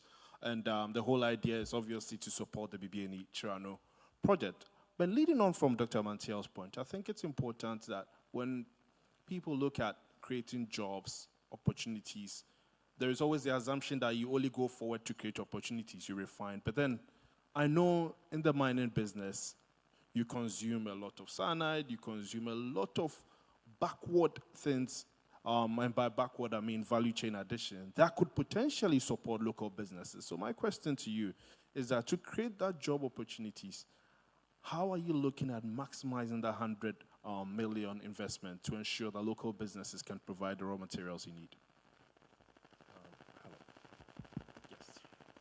So thanks, Chrissy. I think we actually need more than 100 million to start with, but I think it will put us in a good place to... Are there any banks here that are willing to help? But I think the point made was actually correct, where for an operating mine, we traditionally talk about social license to operate.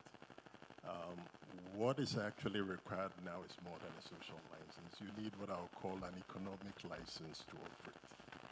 Because your communities, like you said, need jobs. But that's just one side of it. At the end of the day, you want to be able to build, a diversified microeconomy within the catchment area within which you operate. And that will require that there are economic linkages between the community and the mining operation that you've got there. So that actually requires that we start looking at, what inputs. You were talking about, upstream linkages, for instance. What are the inputs that we can, work with our stakeholders on in providing? So you'll find that we tend to do a number of things. And I'm not just speaking specifically to Asante situation because the Chamber of Mines CEO is here. Across the industry, you find that we spend time as mining companies to do some capacity building and training even for potential suppliers of goods and services, for instance, to understand what our requirements are. Yes, MINCOM does have a list of about 50 goods and services that we need, but we go beyond that, and traditionally we would ring fence a number of the inputs which we would want to work with our local stakeholders in providing, so that's one thing we do. The other aspect as well, which actually tends to be the bottleneck for most of our local suppliers, is access to finance. So you find mining companies, either providing some advanced form of payment for the service or facilitating some conversations with the financial institutions to enable our suppliers to deliver, on what we require. Another key one we've worked on, and this still, as an industry. I just wanted your thoughts on this one. It's something that really baffles me because, with my experience in the mining company, I've met a local supplier with a contract value of, say, 100 million, right? Guaranteed contract sitting on the books that if you produce, Asante will buy. Yeah. And yet, no banks is willing to sort of invest in these companies. So I wondered, how do we de-risk these businesses? Of course, I would have loved to have feedback from any financial firm here, but how can we de-risk these local companies despite having contract value sitting on their books and yet not being able to access capital? Yeah, I think traditionally the problem tends to sit more on the supply side than on because I'm sure the banks have their own assessment criteria that they use. So they would like to look at your own governance structure, your track record, the value of contracts that you've handled over the past, to give them, it's about confidence. So the problem doesn't actually sit with the company that's actually giving you, the contract. The contract's actually to your advantage, but I'm sure the banks look for a few other things, So I believe that's a separate issue that we'll need to, look at going forward. But back to the point I was just making, there's also the whole supplier development program that we work on as an industry. And what I mean by that is, we sit with, manufacturers in country and agree, for instance, grinding media, where the Chamber of Mines has sat with local manufacturers.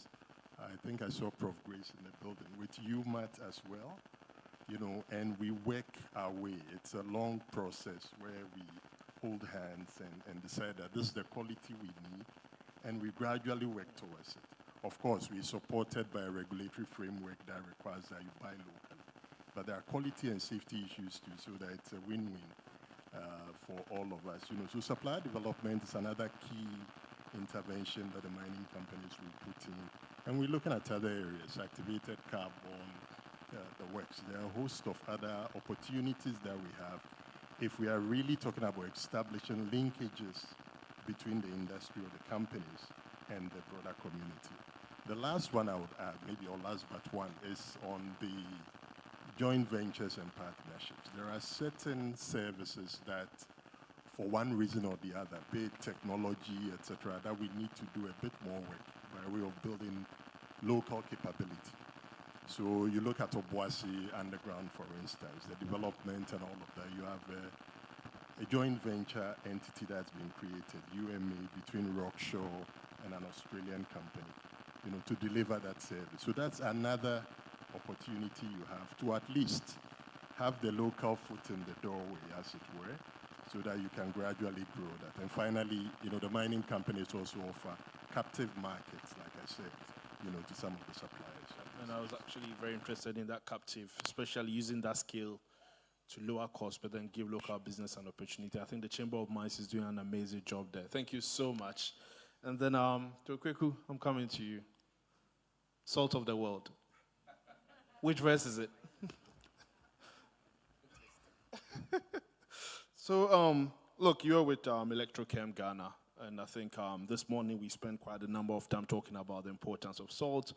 It's actually probably the only commodity you can find on your restaurant table, and at the same time find it in an oil refinery or to oil refinery like Dr. Mantia was talking about.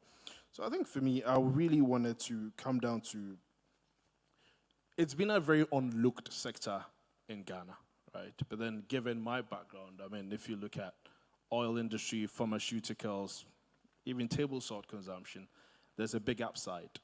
So for us as stakeholders, how do you help us unpack the potential economic gains of Ghana actually taking a critical look at its salt industry? Well, thank you very much. Hello. All right.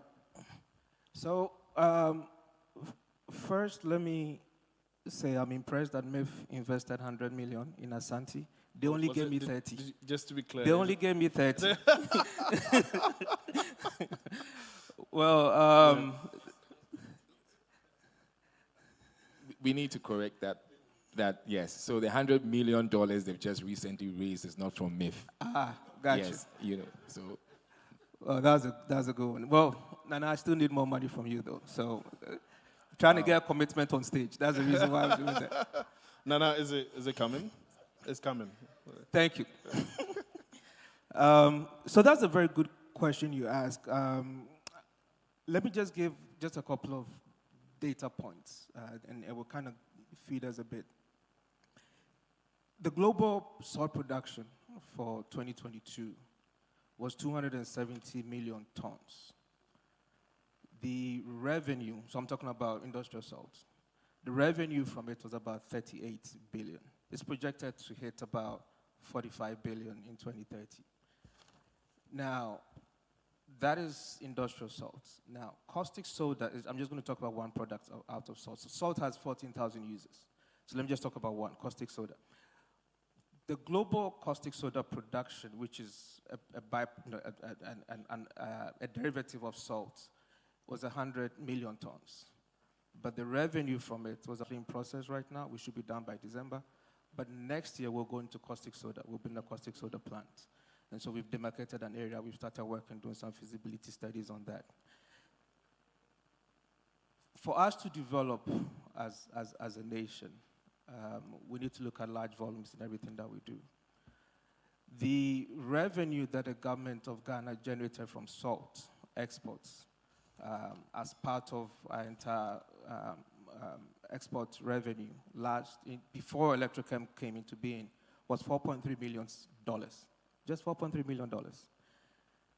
With Electrochem alone, with the kind of production that we are pegged to produce in 2026, 2027, Imani wrote a policy paper that they published just about 2 or 3 weeks ago.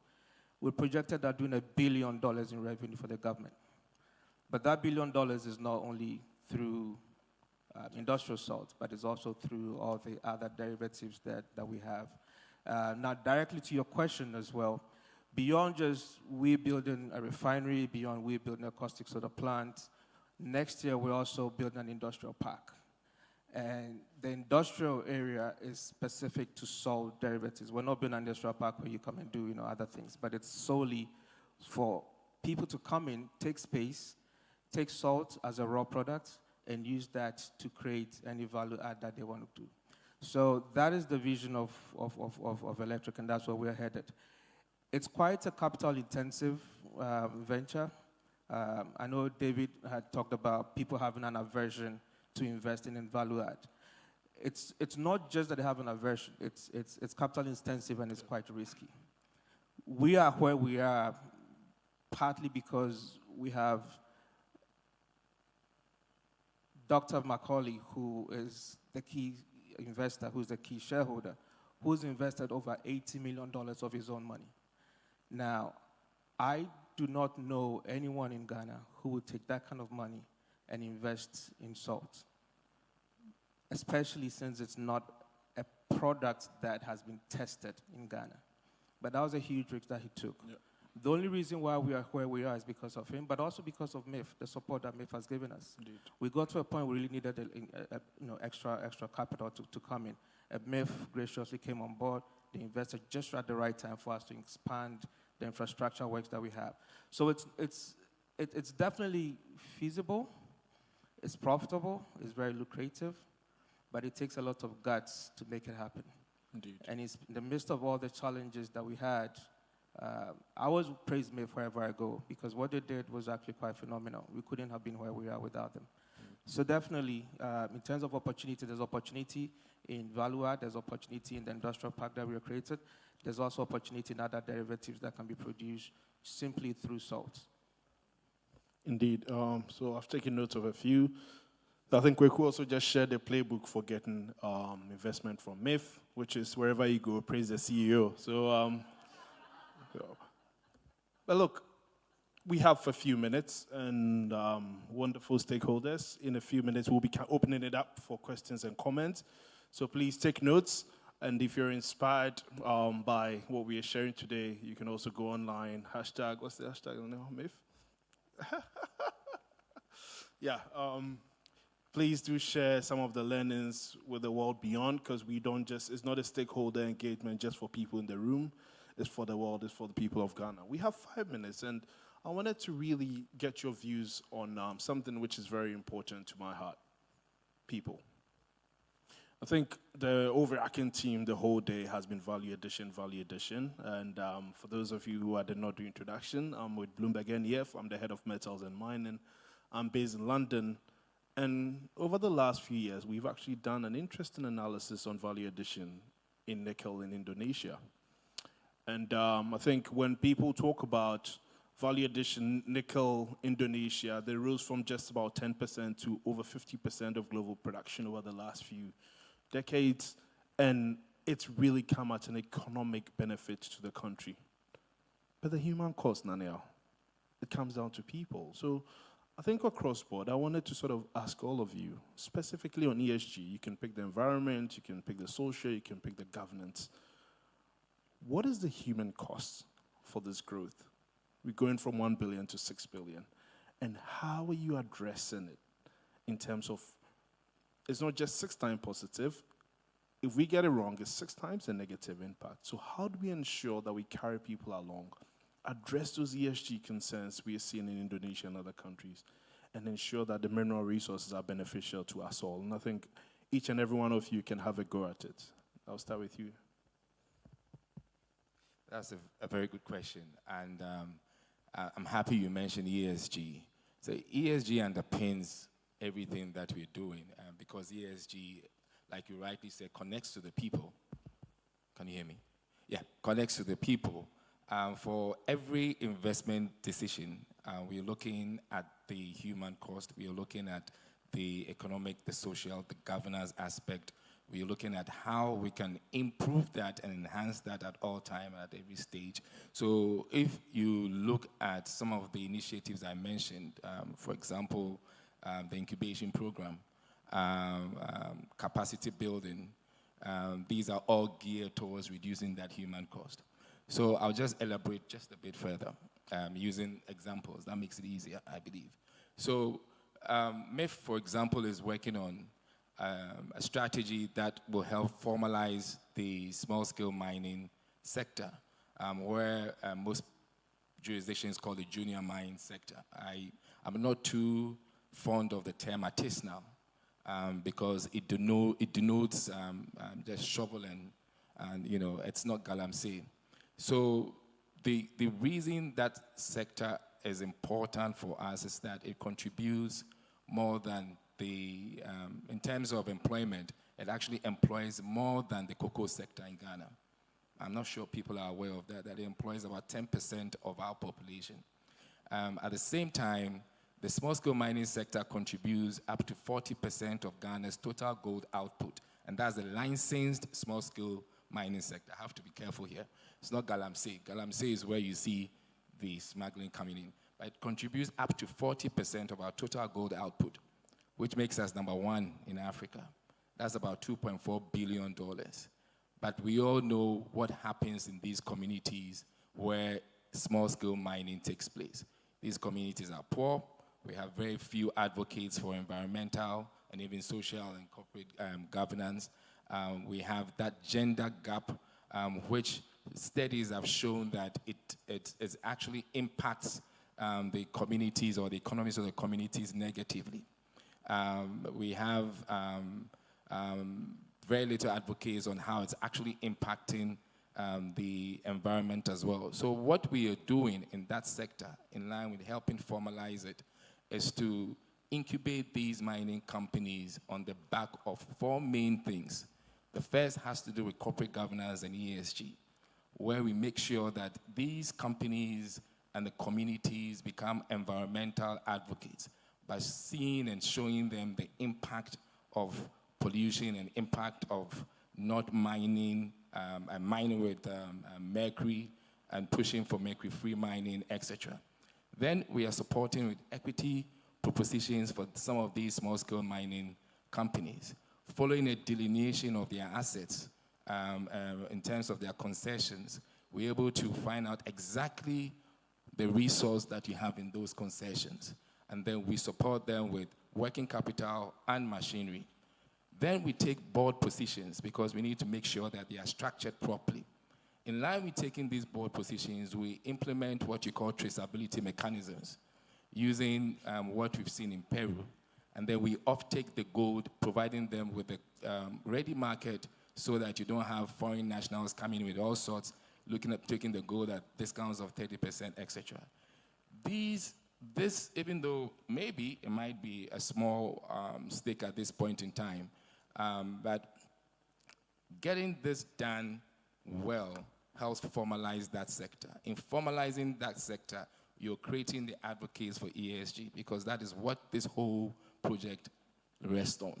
You know, so the cost of I could go on and on because I don't want to take the time of the others, but this is just an example of exactly how we are looking at reducing the cost of human capital with reference to ESG. And then with MIIF, within MIIF itself, and that's where it all starts, we need to understand as an entity the importance and the impact of what we are doing.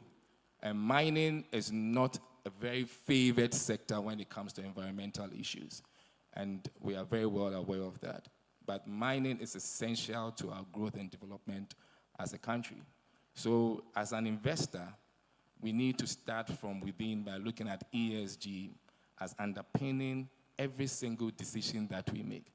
So we are going through rigorous training on ESG that captures all staff. We are seeing how we can push for advocacy in terms of what is happening, and that is why I mentioned our Operation Clean Waters in my speech, where we have invested with UMAT advanced technologies that are now ensuring that the pollution in the rivers are being sorted out. I think it's in the papers today. So it's actually quite wholesome when it comes to dealing with the cost of human capital. I hope. Yeah, no, absolutely. I think when it comes to the issue of small-scale mining, or junior miners, as you call it, the challenge has always been, what does good look like, right? Yes. And so I think hopefully this model would help the country visualize what good looks like and aspire together. So thank you. And I hope with the CSOs and those that will actually get the support we need on that, because there's always that, there seems to be a confusion in the public space when it comes to the description of small-scale mining and illegal mining. So someone called me and said, look, with all the issues coming up with Galamsey, why are you supporting Galamsey? And of course we are not supporting Galamsey, obviously.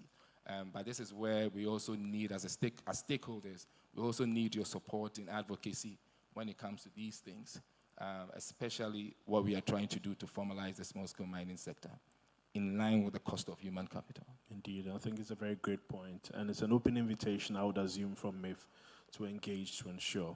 Dennis, it's all about people. I think you talked about Operation Waters. I think it's a common trend in Ghana now where we put operation before every implementation program. So then it's our Operation People. It's all about people. How can we carry the people along?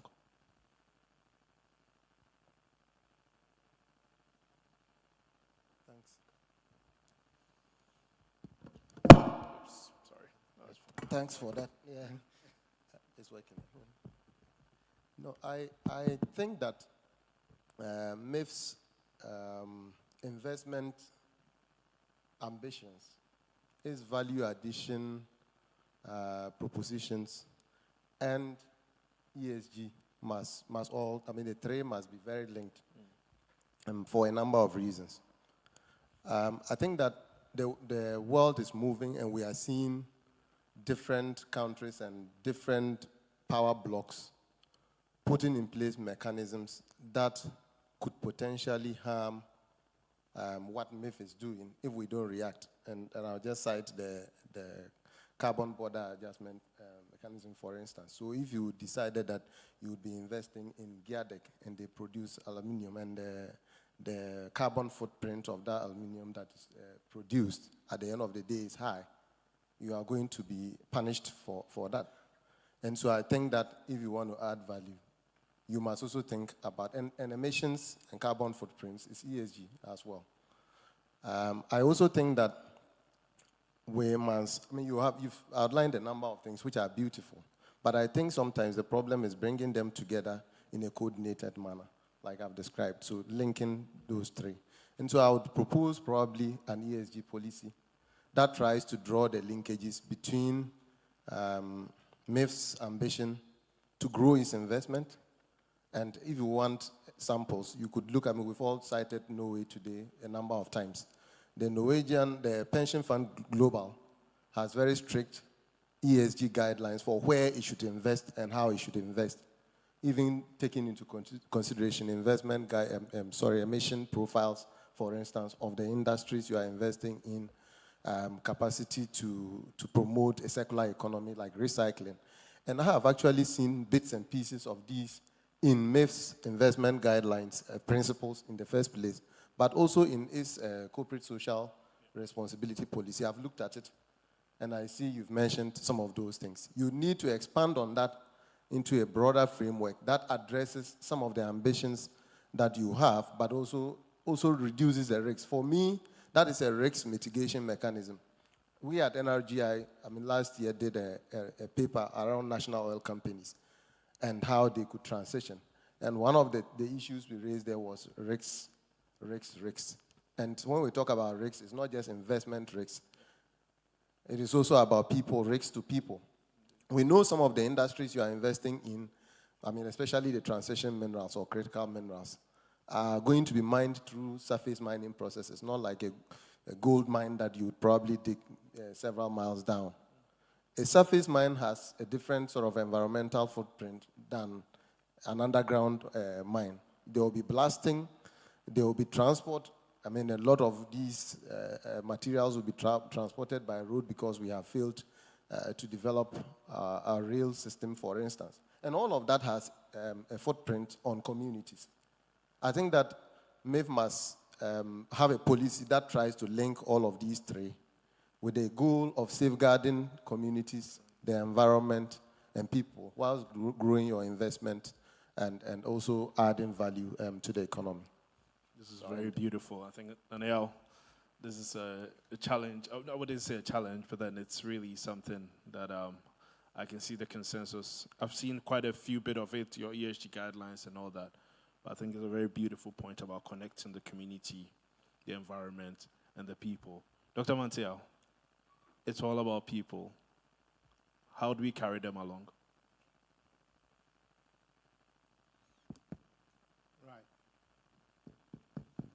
Right. There is a certain contradiction that we must be mindful of in our search for critical minerals. And it is that the critical minerals like lithium has become essential because of the energy transition that we are under a certain compulsion to do. But that in itself is leading to intensification of mining. So you have areas like the Mfansman, traditional areas, where they've been mining is completely unknown to them. But now we are having to open up that whole area to mining. And this, for me, means that we cannot do a business as usual thing over there. There is a certain weakness on the part of our environmental regulators that I would urge that MIIF considers to support in strengthening. Of course, it is unusual to expect an entity to support the regulator to come back at it. But this weakness is a quote I heard that the private sector will only jump as high as the government wants them to. Exactly. But you see, the point is that, and I cite the 10 project as an example, where the project proponent indicated in his environmental impact assessment that the area, the operational area, was already contaminated with heavy metals. And our EPA did not have any way of confirming because they do not even have a research vessel. This is the country we live in. Between the Fisheries Commission and the EPA, they do not even have a single research vessel to be collecting environmental data. So the project proponent goes to an area to set the stage for pollution. He could tell you in the environmental impact assessment that the place is already contaminated. And so I think one of the ways in which we can address this gap is to support EPA to be able to build an environmental database over time. You don't go to sleep and wait only when somebody submits an environmental impact statement. That's when you get to work. On day-by-day basis, you should be collecting data on our environment. And that is the reason. It is because of this gap that we're unable to explain the rampant death of whales in the offshore area. Because the data we have are historical data.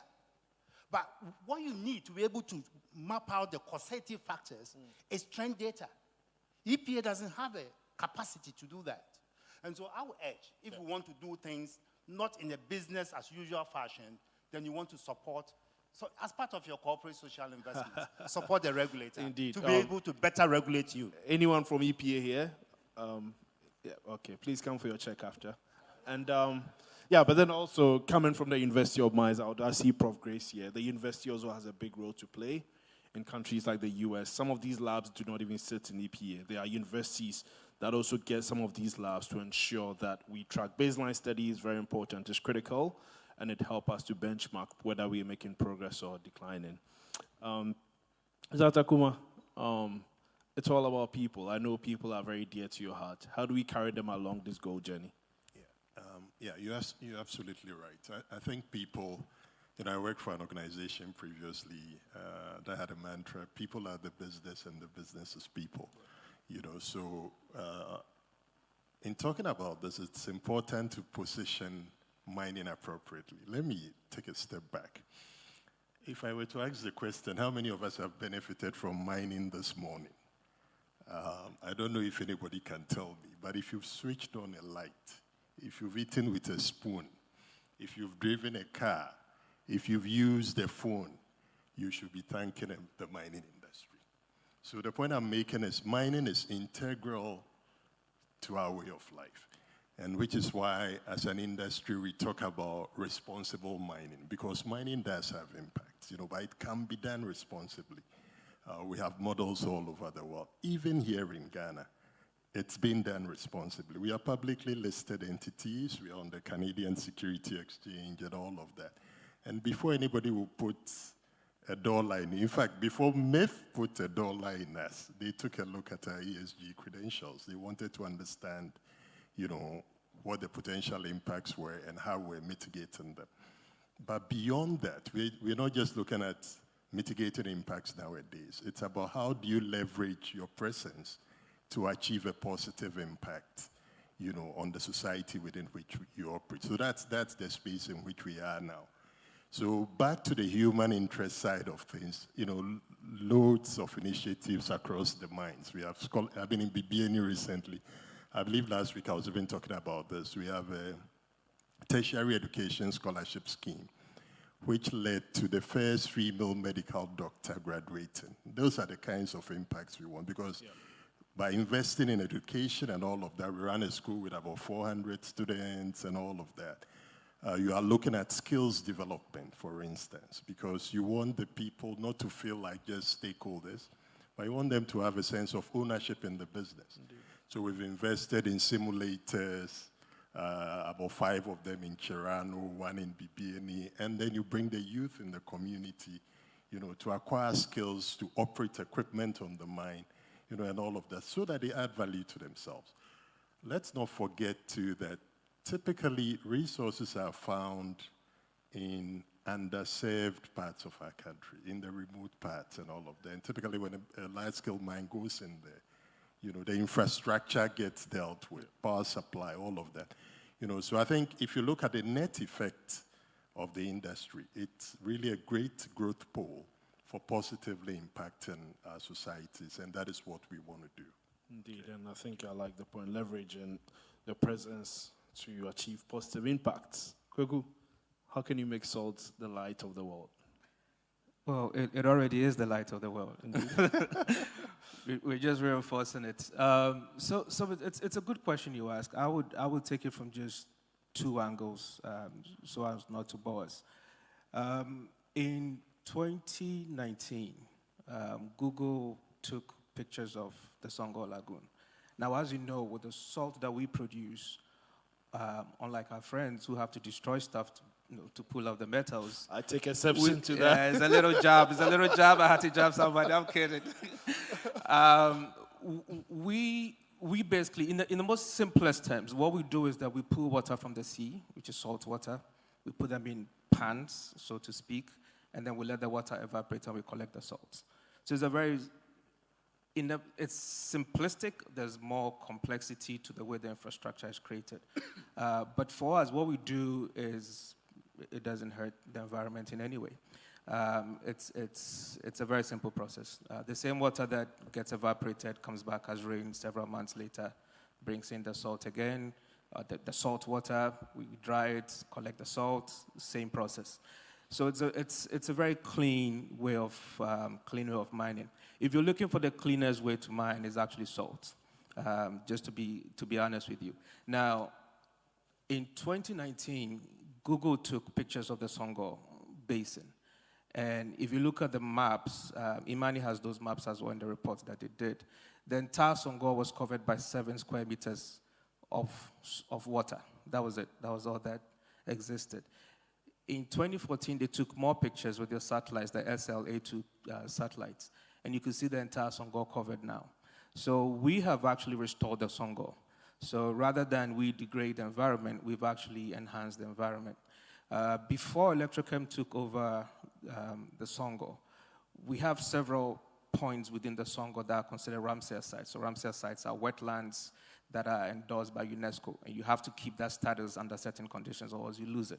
So Ghana was on the verge of losing its Ramsar status in some of these locations. We have restored all those sites as we speak now. So for us, we enhance the environment more than we destroy. I don't even see any way that we do any degradation of the environment. The other thing I'll take is employment. Since you talk about people, let me address that directly.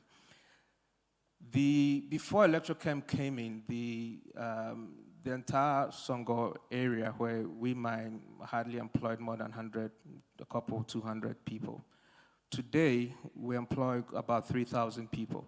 That's considering, full-time staff, part-time staff, and also contract staff who come in when we're mining. Our goal is to employ a minimum of 6,000 people, direct employees.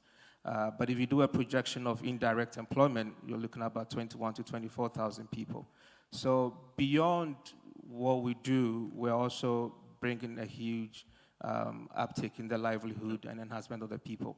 If you come to Songo today, some of the people who come in and mine, these are manual people who come in and mine salts, to my shame, make more money than people in my office. I'm not kidding you. So because they come in, it's a seasonal thing. So they come in, they mine quickly, they make money every day, they make money over 3-4 months, boom, they're done. So their rates are high. We pay them very, very well, very, very livable wages. In fact, you may be jealous. You may want to leave Bloomberg and come work for us in mining salts. You never know, man. Where do I apply? Where's the website link? Look, thank you so much. For those of you looking for jobs in the near term, you know where to go. And then I think, So we're going to open it to questions. The format being, please, let's be very structured. Let's be very straight to the point. I've asked the difficult questions. You know those who like football and those who will drive electric vehicles. So I expect you to ask the difficult ones. Put your hands up, a microphone comes to you. Introduce yourself, your name, where you work, and the panelists will take it from there.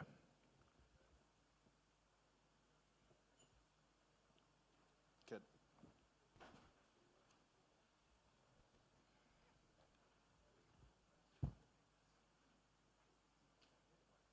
Microphone.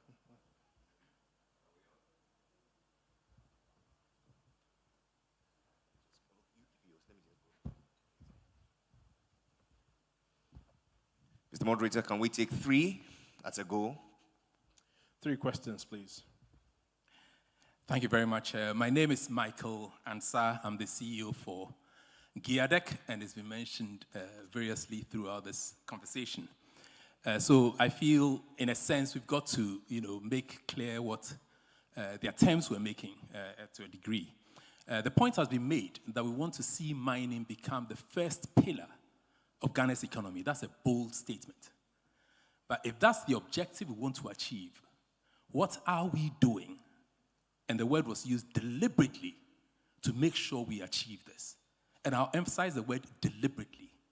We spend time and effort and a lot of brain damage to establish GIADEC, to establish GISDEC. Are we going to leave them to float and to float away from the objective for which we set them?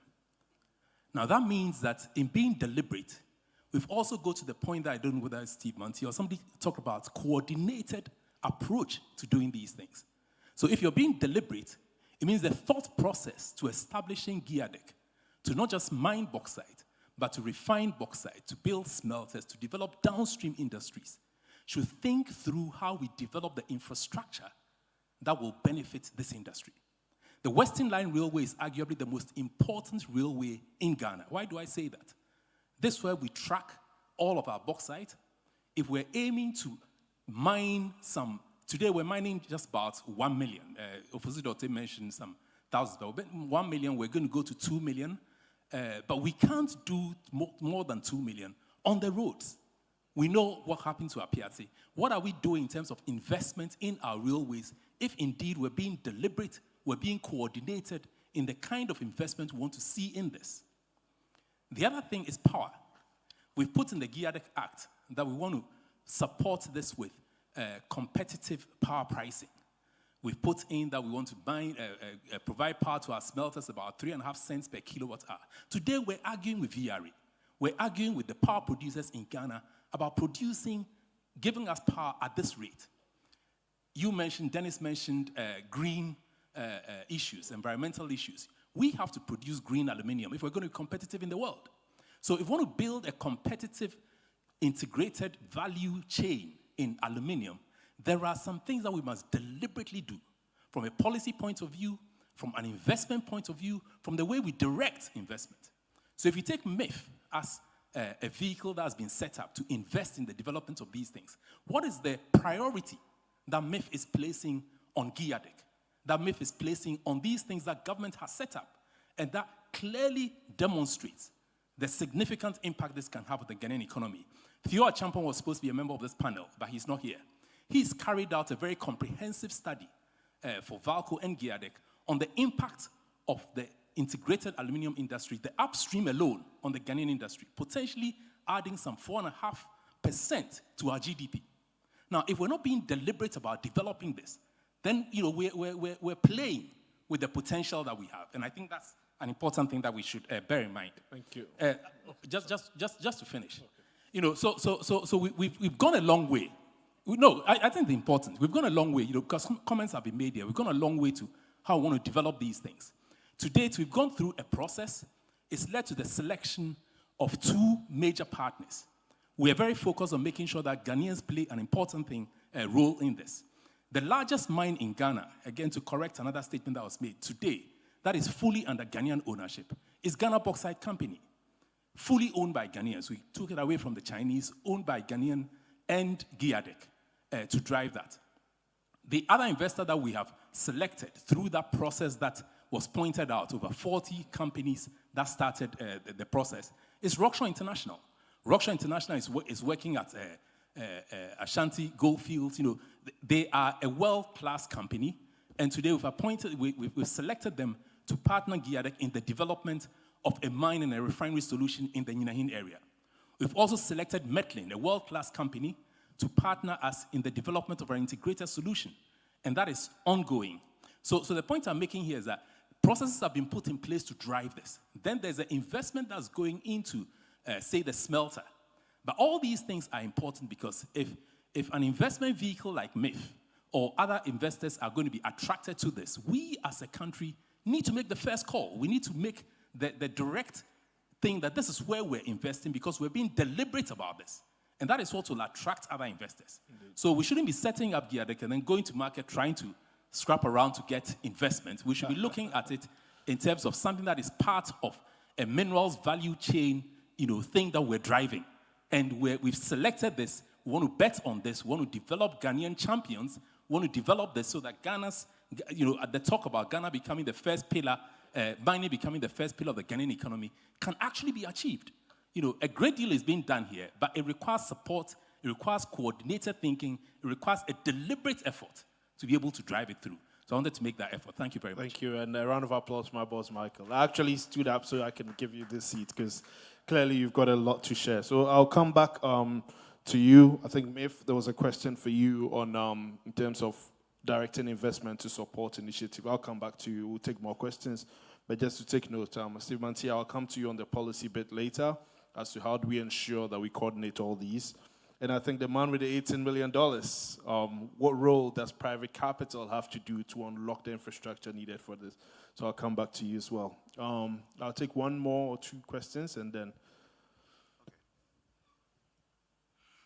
Thank you very much. I think before my question, my submissions, I'll first of all commend the Minerals Income Investment Fund. In the last 2-3 years, in fact, as young as I am, this is the first time in recent years that you can pinpoint that this is what mining revenue have been able to do. Today, we are happy as Ghanaians, knowing our own mineral royalty. Is everyone happy, though? It's been check the room. Everyone happy? Is financing multinational mining companies in this country. I'm happy our mineral revenue is financing electrochem. I'm happy our mineral revenue is financing small-scale mining activities. And you go to Yuma today, MIIF is, putting up a jewelry sector, which is key to this value chain activities we are talking of. And 2-3 years before I proceed, I will say kudos to the board and CEO of Minerals Income Investment Fund. My first question, it goes to both the CEO and the Chamber of Mines. Mining is done in the communities. You go to the mining communities, people see the multinational companies, quote and unquote, as colonial institutions. As we are talking about value addition, is it possible that you go to Takwa, for example, we have 3 major mining companies there. And we have these companies sourcing a lot of consumables and co, though maybe in Ghana, but hardly will you find such downstream industries in Takwa and those mining communities.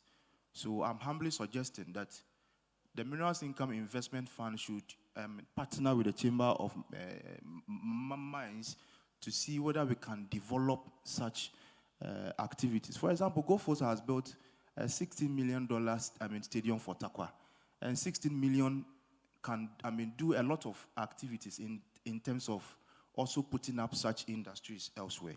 My second question is, MIIF is having a vision to leapfrog from 1 billion to 6 billion. It's a good point, but I have an issue with the act. Somewhere around section 3H, I undertook a review of the whole act. And I'm concerned, though the act is being enacted, being weaned off domestic financing, but there's a clause in there which indicates that MIIF can help develop financing arrangements on the back of development activities. To me, it's a worry to me because maybe it may be abused by government to borrow monies, and today, one day you wake up and everything in the sovereign fund is being used to pay debt. So we will need to look at that carefully.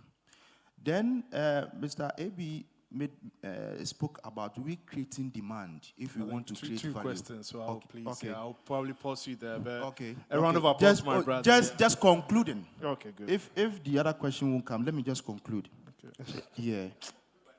To conclude that we need to understand the key value addition as African countries is for us to add value to our entrepreneurs. I'm saying that because of Electrochem.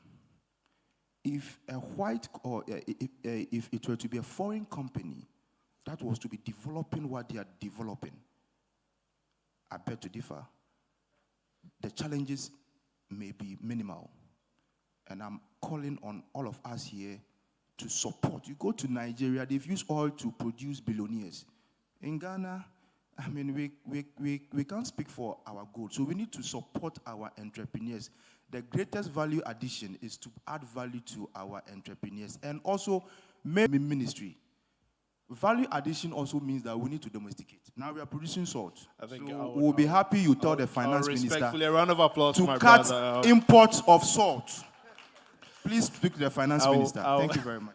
Next time I'll get an extra seat for you, Wisdom. Really great submissions. A product of UMAT. A round of applause for him.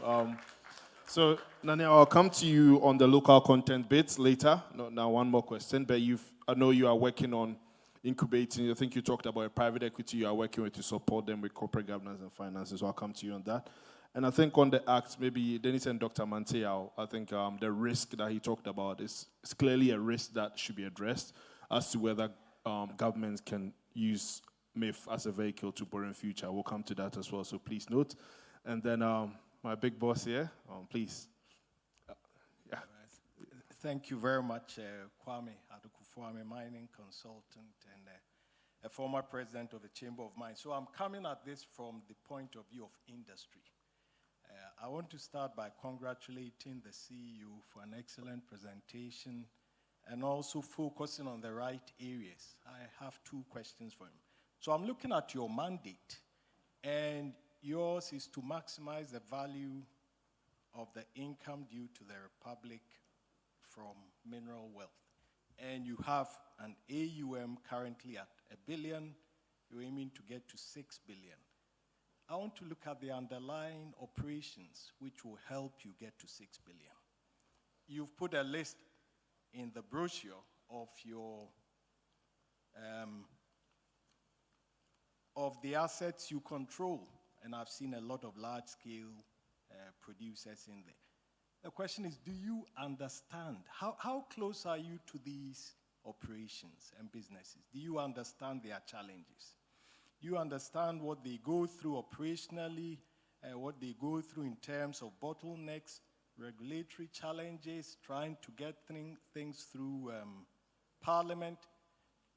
What role are you playing in, to quote my senior brother, deliberately supporting and advocating for them within government? I mean, you are an interface between government and the industry. What are you doing to help grow the businesses of those whose revenues will give you the royalties to grow your AUM? The second one is a very quick one, and I'm looking at the third mandate you have. Develop and implement measures to reduce the budgetary exposure of the Republic to mineral income fluctuation. I'm sitting here scratching my head, wondering what that means. I think I know what that means, but what's your understanding of that? And yes. Yeah, no, of course. I was going to come to that quickly, MC. So, in fact, if you look up here today, it's been a very esteemed panel, but personally, I know we could have done better to ensure that we have representation. So to pay for that sins, we are going to take these round of questions, and I would open it briefly again to take 2 or 3 questions, specifically for the ladies. Is that a fair payment for our sins? Okay, good. So 2, 3, please gather your questions. We'll take this round, and then we'll come back to the floor. Well, thank you. Just wondering whether I should start with Jayadek, whether it was a question or was a comment. my colleague, Mike, I don't know whether that was a comment or because we've had discussions on JIDEC for a while now, and MIIF is committed as per our mandate to support the sector. It's something that we are very interested in, but previous conversations, I think we had some few bottlenecks here and there, but at the end of the day, irrespective of the fact that we are to support the development of the sector and the value addition, we also need to look at things from very much from an investment perspective, that at the end of the day, we are investing towards making returns and ensuring that those investments are sustainable, etc. So we've had conversations, we did have some issues, but we've continued our meeting here today, and it looks like those bottlenecks that MIIF identified have more or less been cleared.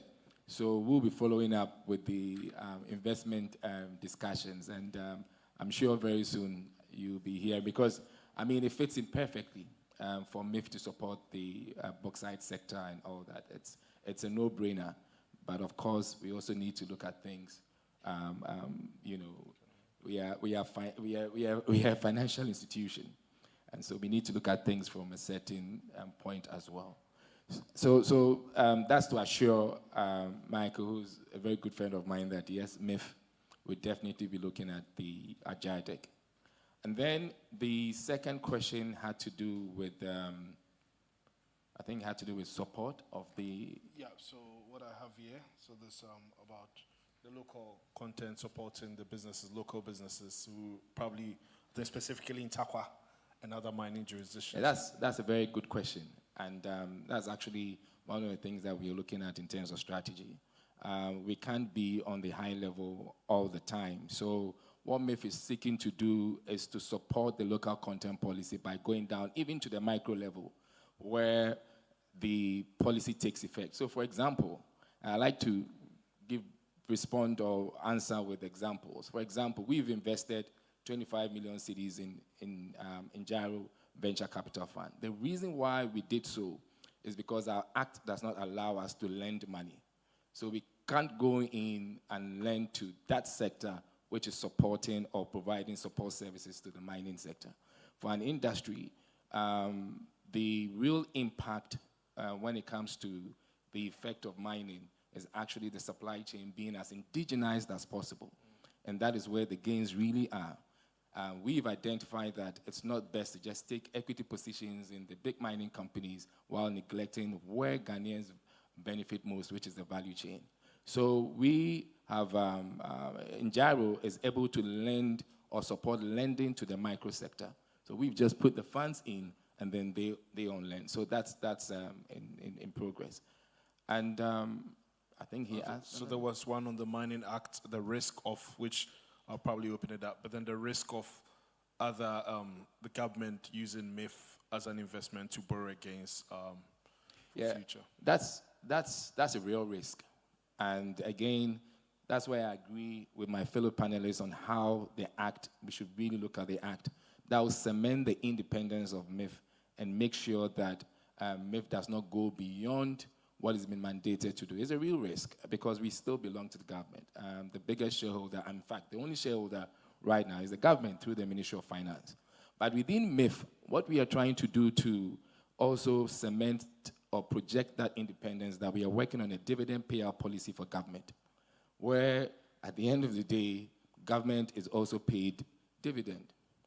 And we will make sure that, well, I have to check my words carefully, but with the support of CSOs, etc., that will be part of the act. That government is an investor. At the end of the investment period, government is paid its dividend. So we are working on a dividend payout policy that should be ready perhaps within the next 3 weeks. Perhaps the CSOs around here will share that with you as well, and then have your inputs before it goes through the process of AG, Ministry of Finance, etc. But it will be a fantastic addition to what we are doing, and for the world or investment community to see us as a very serious sovereign wealth fund, irrespective of the fact that we are government-owned. So there's these are things that we're working on in Thank terms you. of independence. Very important point. So dividend payout policy has actually given certainty to government its potential returns. This is something I really want to pick on. So Dr. Mantia or Dennis, I don't know if you have anything to say on how do we ensure the risk of government borrowing to support its budget through agencies like that? How do we ensure that risk is mitigated? No, I think the NIO has touched on a very important point. I think the current regime or current management of MIIF might be committed to protecting that, but you can't be sure what happens going into the future. Reason why I agree that amendment of the Act is important. But I think that we must also look at how this has played out with other institutions. If you recall, we have an institution called the Ghana Infrastructure Investment Fund, which was supposed to act like a special purpose vehicle, investing and taking investment decisions based on the economics of each investment. We've just seen for the past couple of years, they've been directed to do Agenda 111. Based on what economics is that for a fact, though? I'm not aware. It's for a fact. Okay, good. It's for a fact. That is for a fact. Yes, it is infrastructure. Social but infrastructure, the question is, what investment analysis have gone into that decision? Should they be directed, or should they be allowed to do economic evaluations on which basis they undertake their investments? Now, we have other examples. And don't worry, my brother, you can be as angry as you want. I will still make my point. We have GMPC. We have GMPC, which is owed in excess of 1.3 billion today. They've been directed to guarantee for so many entities, power sector, gas sector, and these reports are up there. In the PIAC report, if you go and refer, there is not me saying this is not conjecture. If you want, you can verify. And so I'm making the point that let's not assume that it is not possible for MIIF one day to be hijacked like these institutions and directed to do investments instead of the current practice where you evaluate, you let the investment advisory committee undertake its analysis, advise the board and all of that. And so let's institutionalize some of the current practices. Indeed. Amend the Act, make sure all of these are coded so that we avoid a GIF or a GMPC type of vehicle going into the future. But I think that the issue of the investment, the dividend payout policy is really very important. Again, we have it with the GMPC ex-loco. We've seen how it has played out. That institution is supposed to be paying dividends to government because of a lack of dividend payout policy. We have interest of government in oil blocks being given to ex-loco, and nobody knows when ex-loco is going to pay dividends. I don't want us to deviate from mining. No, David made this point, and I think it's an important point. We don't need to reinvent the wheel. Indeed. When we have examples. We have lived this road before. I mean, let's just look at the mistakes we made and avoid them. That's all I'm trying to say. Precisely, and I think you mentioned two important points here that we shouldn't try. It's not just about hoping that the process will be enforced, but actually reviewing the Act and ensuring that it's foolproof for the future. So thank you so much. And there was also another question from our esteemed Adukufu now. So really, I think the question for you was, for you CEO, asking how much do you understand the operations of these companies that are giving you royalties, or these companies that are investing in you? And from an advocacy perspective, I mean, obviously, through these royalties, you become a minimum shareholder. How do you advocate for them in government? So that was one. And then also, secondly, it talks about, I'll leave you to that. How do you advocate for these companies that pay your bills? Thank you very much. Very important question. And again, that's something that at MIIF we really, really harp on. So at MIIF, we have a business development department. That business development department is broken into 3 sections. The first section is large-scale mining, second is small-scale mining, and then the third is quarries and other minerals. The real mandate of this sector, this department, is to do exactly what Mr. Kufo is saying, that we need to, it's really essentially relationship management, where we understand the challenges. We work to understand the challenges of the company. We are on top of the company in terms of financials. We want to understand why maybe production goes up today and goes up tomorrow, down tomorrow the next day. If there are royalties that are not coming through, we need to understand why. So essentially, these departments for every single mineral type that we have in Ghana, including sand winning, have a rep who is able to go through every single step of these companies. Same thing with salt, etc. So, in fact, at the moment, we're working on developing our research department that will support the business development department as well, to make sure that we understand every single aspect of the business and the environment within which these mining companies operate. Then the other bit that had to do with how do we advocate for government. Yes, it's very important. And again, like you rightly mentioned, we interface with government. And there's a reason why when we invest, we even take board positions, depending on the level of investment. This is actually part of it. A prime example is Atlantic Lithium.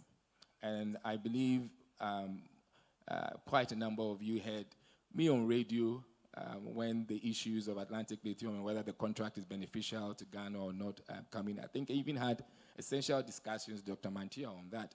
And just to quip in, I still believe it's actually the best contract that Ghana has in history when it comes to mining. But just to put that... And do you want me to carry a poll? Yeah, I just want to put that.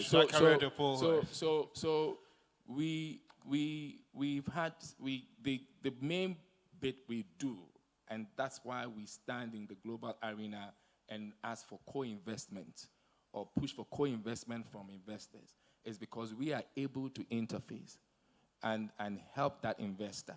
And it's so essential for us to do that. Otherwise, we will lose out.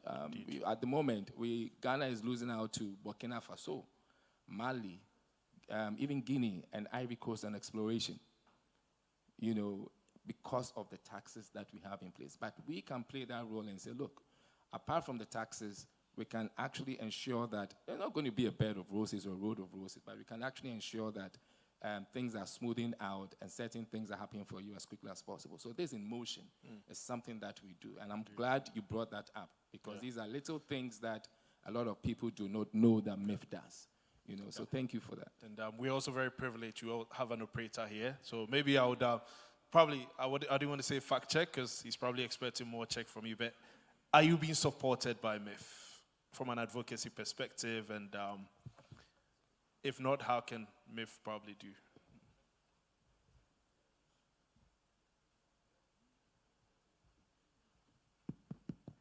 Absolutely. I think particularly those of us who've benefited directly, MIIF has actually been in our corner, And just to add to Edward's point, there's the issue of how big can the pie become?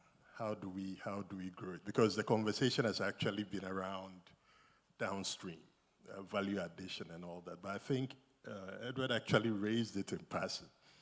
We actually need to grow the pie, which is where the whole conversation around exploration becomes extremely critical.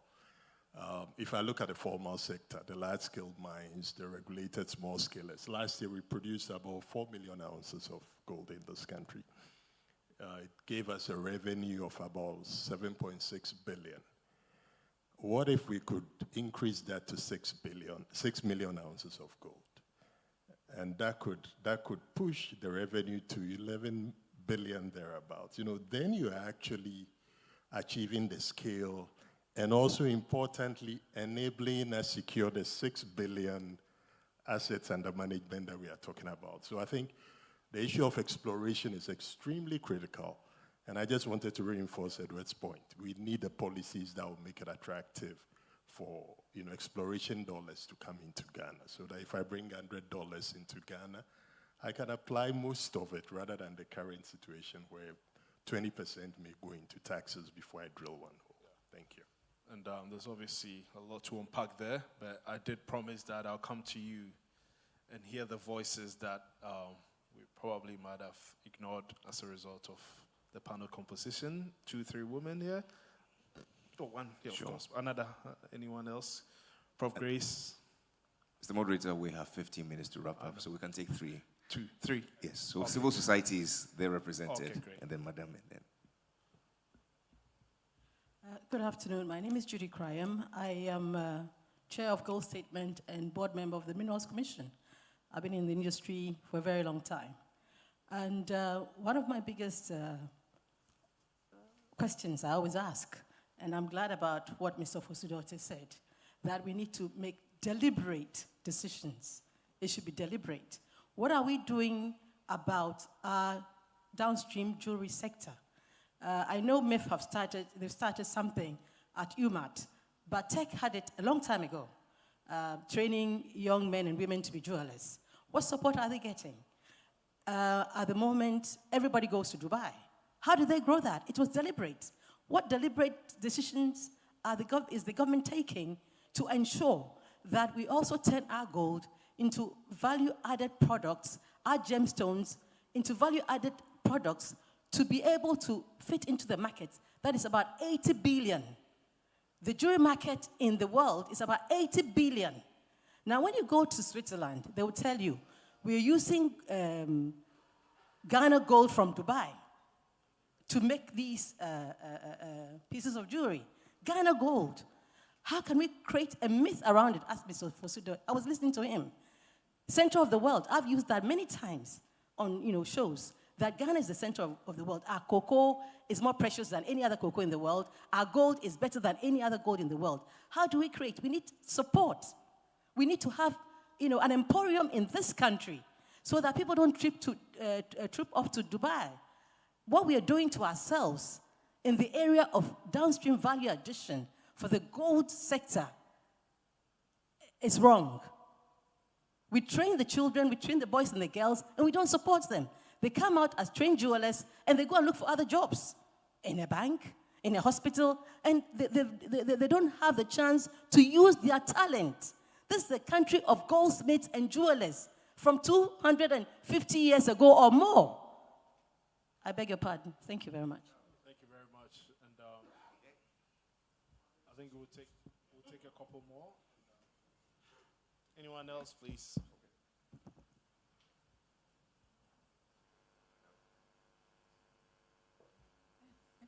Hello. Okay. Yes, my name is Professor Grace Oforisapon. I'm a professor in UMAT, University of Mines and Technology. I guess I have a lot of affiliations with MIIF. And so I kind of know what MIIF is doing in several areas. And I believe that almost everything has been touched on by the CEO, and then several questions have been asked.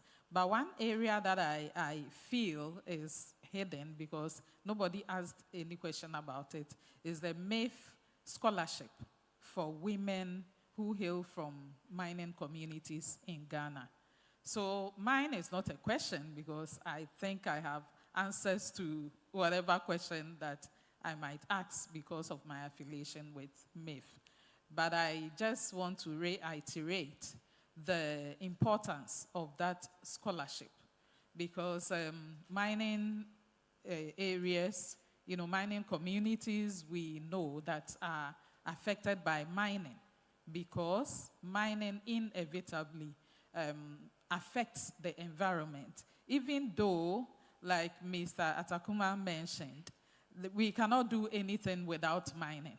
In fact, he mentioned examples, but I will add even the room that we are sitting in. Without mining, we wouldn't have this facility to be sitting in. And with respect to the salt, yes, it might be as clean as ever, but the infrastructure that needs to be put in place for the salt mining to occur is also coming from mining. So the mining is extremely important. We just need to do it sustainably so that we will be able to move on with it. So these mining communities are affected by mining. And we know what happens to, especially the females in the mining communities. So MIIF has instituted this scholarship that the girls from the mining communities will benefit from. And I serve on the committee, so at least I know what is happening already. There has been a call, people have applied, and we are going through the selection process. I believe that 100 females a year for the next 10 years.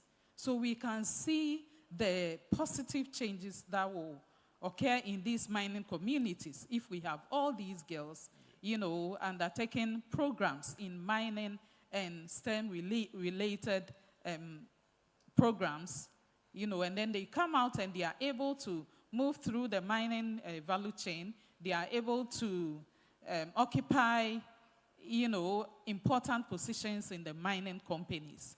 And as we are educating people from the mining communities, they also get to know the effect of mining, then issues about galamsey, which I didn't want to touch on, but I'm forced to go there. But if the community people know the effect of mining and they are educated on how to do it right, I believe that in the long term, we will all have benefits. Indeed. So thank you very much. Indeed. And I'm going to quick question.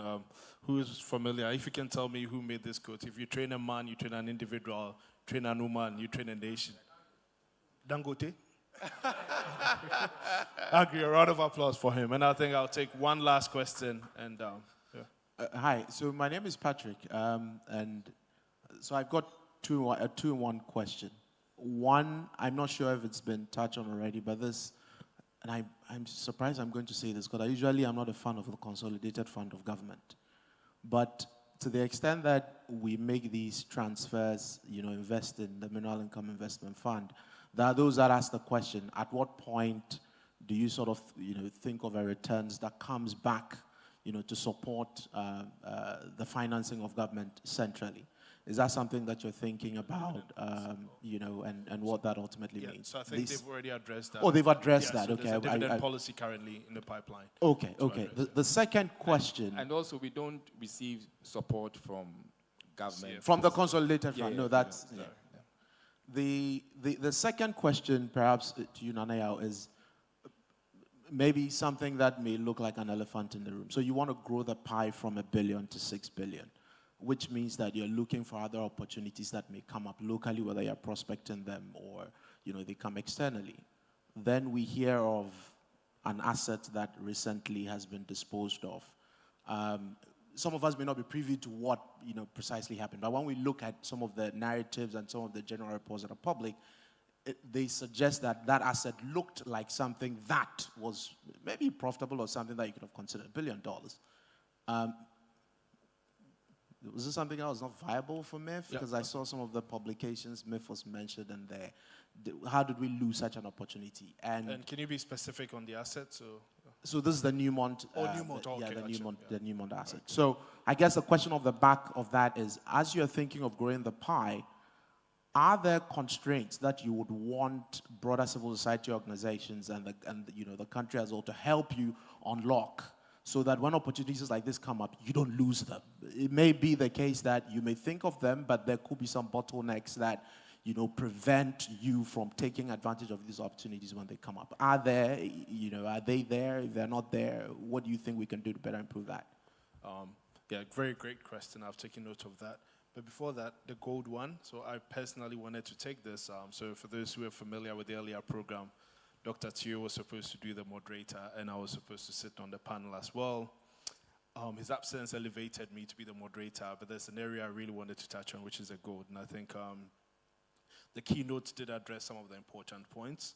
And for me, prior to this panel, I think I've researched a lot on how Botswana was able to do it, which David did mention. And it's really about a couple of things. I think one, the most important one, is market development.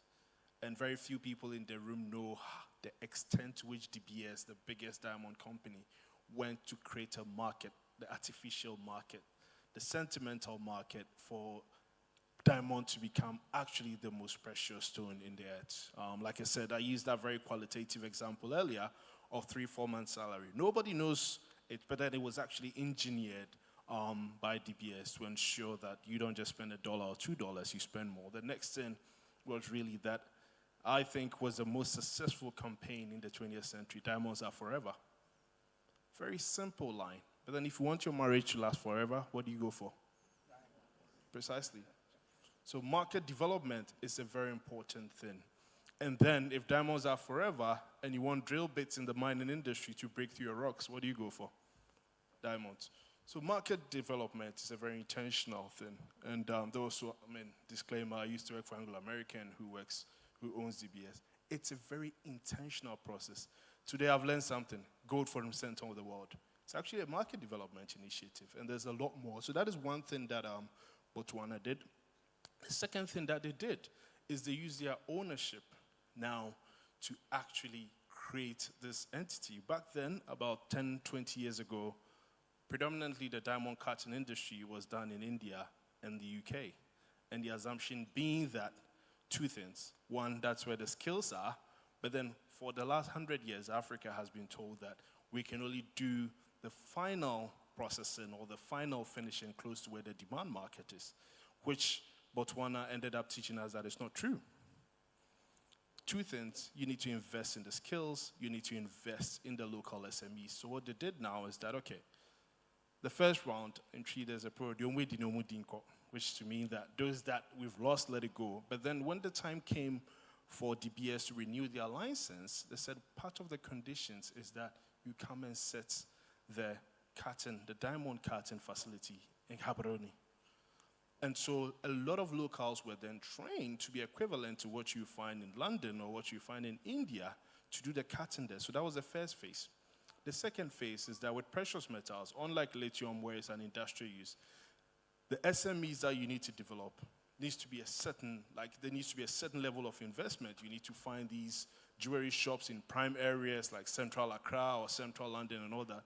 So then the government decided to support these companies that would actually sell them. So I think three things here. It's not just a responsibility of MIIF, it's actually a lot more market development. That sentimental market development is very important.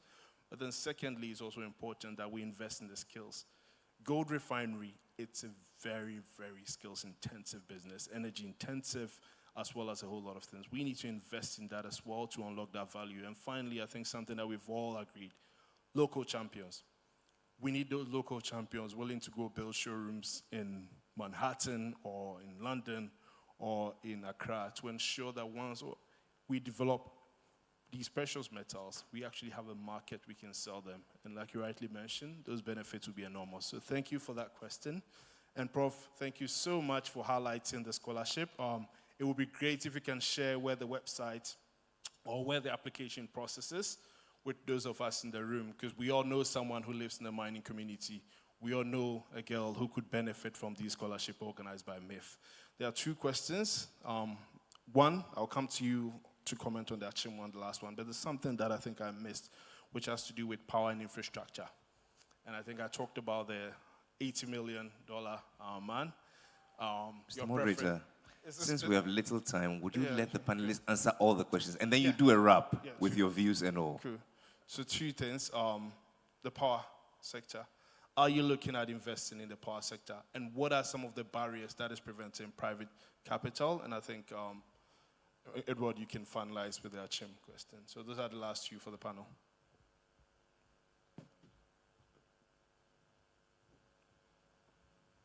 So thank you for your question. So to go directly to your question, absolutely, we are definitely looking at investing in the power sector. Our concession, for instance, is a 41,000-acre concession. We need to develop our own power for not just us, but also for the environment. So we're working on that. We have actually a team from India visiting Ghana as we speak, working with us on setting up a solar plant that will be self-generating and then work for not just us, but also the entire environment. What are the barriers for investment? There are a lot. And as I think someone asked a question about what is the government doing to help investors, private investors make sure that our investments are actually viable. There's a lot that can be done. There are issues of infrastructure, there are issues of security, there are issues of even forex fluctuations and how it affects us and how we work. There are issues of imports and duties and taxes. It's quite varied, and it's quite a long list. I would hope that not just those of us from the industry, but those from the CSO community as well, could add their voice in helping to alleviate some of these things. Because honestly, it takes a lot of boldness and courage. And as I said earlier, Dr. Macaulay was a special guy to take that kind of investment into Ada. It takes quite a significant amount of courage to invest the kind of large sums of money that you need to invest in industrial products that actually bring transformation to these communities. And if there's no support, then we're not going anywhere. Just to say something real quick. If you take, I'm going to mention several countries, China, US, Mexico, India, Germany, Turkey. All these countries form the top 10 salt producers in the world. The 10th country on the list produces 7 million tons of salt annually. Now, Electrochem as a company alone in Ghana can catapult Ghana into that top 10 list. And these are all developed countries. These are all industrial countries. Just one company can do that. So if you're a government, you ask yourself, what can I do to help such a company achieve that status? Because the benefits that come don't just inure to just Electrochem. They inure to all of us, all of us, nationwide. So there's a lot that can be done. Sometimes I feel it's not a lot that's being done, but what needs to be done is not as much as the ripple effect and the benefits that we get from it. So absolutely, there's a lot that can be done, and entrepreneurs should not be made to bear the burdens on their own.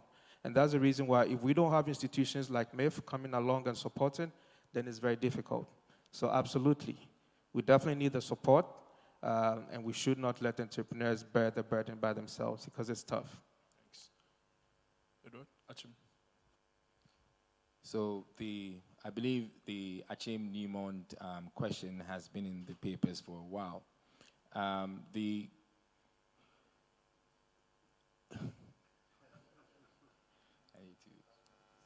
This guy is a very bad boy. Can you get him some water, a glass of water? All right. Please? So no. Let's. The opportunity is not lost for MIIF. That's the fundamental bit. What MIIF wanted to do was to support an entity with more significant Ghanaian interest, and that was supported by the president.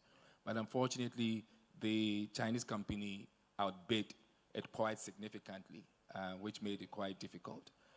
But as not lost at all. In fact, we've started engaging and to see how we can work something that will be very beneficial to Ghanaians. Thank you. And indeed, I mean, we do also acknowledge that Newmont and both the acquirer are listed companies, so there's also this limitation on what you can share publicly. The acquirer is a listed company as well. So Newmont is a listed company, so things are actually above bar. Everything when we hoped and we did right directly, and this is open. It's no secret that we intend to put this amount of money to support that Ghanaian interest. But I don't think it was enough. But it doesn't take away at all the chance of MIIF investing or any Ghanaian whatsoever investing in that project, because we're working on some few things now. It's too early now to talk about these at this point. But yes, we have the opportunity. Yeah. Thank you. This is great. Thank you. And I would say thank you to you, wonderful stakeholders, for being co-pilot with me to ensure that we grill our panelists and of the view that we all took something away from it. If not, I think the conversations can still continue in the corridors. Our panelists will be around. A round of applause for yourself first as stakeholders, and a round of applause for the panelists. And in a minute or two, I'm just going to share the key take-homes. I think one of the important issues that came up is the fact that we're a democratic country, and obviously everything stems out of law. And I think there were a whole lot of issues that were raised around governance. And I think the key take-home there for all of us is to ensure that at the earliest opportunity, we should have a second look at the acts that governs MIIF and ensure that there is a stakeholder forum where most of the issues that were raised are incorporated in MIIF 2.0 or the Acts 2.0. The second thing had to do with value addition as well. And I think there were key areas that were raised in terms of value addition. And for me, the way I like to sort of describe the issues that support value addition. So there are 5 things. First, you need to create a market for it. We've never really been able to build a downstream value for cocoa, because whenever I ask how many of us actually eat 1 chocolate a day, very few people. So it's important, one, to be able to add value, you need to incentivize value. You need to incentivize demand. One thing China did, if you bought an electric vehicle today, you get it registered. If you bought an internal combustion engine, you wait in the queue, that could last as much as 10 years. So they created the demand, which is first, which leads to the second thing for value addition is you raise local champions. So they raise those SMEs who are now dominating the world. The third thing you need is infrastructure, and we've talked about it. Infrastructure, you need airports, you need roads that will take you to the concession, you need railway that will take you from the concession to the ports, you need ports, and more importantly, you need power that would ensure that you're able to develop these things. The third thing you also need is really need ESG. CBAM was a very good example. You don't operate in isolation. The world is evolving around us, and it's ensure that we carry the environment, we carry society and the people along on that journey as well. The fourth thing is having the right policies. The things that we are attracting people to invest in are things that would last 100 years. Imagine the people who invested in Anglo Gold Ashanti a century ago knew that this company or this concession would still be in existence 100 years. So when we are writing policies, I think Dr. Mantia and Dennis talked about it, it's important to ensure that we write policies that will survive generations, will survive people that wrote them. So I think it's important having those policies that make Ghana an attractive destination, but then also it can survive a whole century. And then the final thing I really also wanted to talk about, it's really about entrepreneurship. At the end of the day, once again, it's about people. And really supporting local businesses to ensure that we don't end up creating this opportunity. We've seen it happen. I go to Congo quite a lot, and I've seen the Congolese economy create a whole industry that is currently being filled by foreigners, and which is good. But then it's not the ultimate results that we'd expect. It's important that as we create these opportunities, we support local businesses to take on these opportunities and maximize their return. And with that, I will say thank you so much for giving me the privilege to moderate this, and until next time. Ladies and gentlemen, a round of applause for the moderator and this wonderful panel. They shall take a group photo together. That was such a masterful moderation, except that you went beyond the time. I pray that next time you take your rightful place as a keynote speaker. And so there's been lots of insights, lots to glean from. But the question remains, where do we go from here? We're either now here or nowhere, which is why today we're blessed to have an incredible resource on all things mining, a former CEO of the Minerals Commission, and now the technical advisor to the Minister for Lands and Natural Resources. Shortly, he will be giving us an idea of what the future should look like after all these deliberations. Photographer, what say you? Okay, we'll take it. Please, a round of applause for them. Oh. And so please welcome Mr. Ben Ayer for his closing remarks. A round of applause.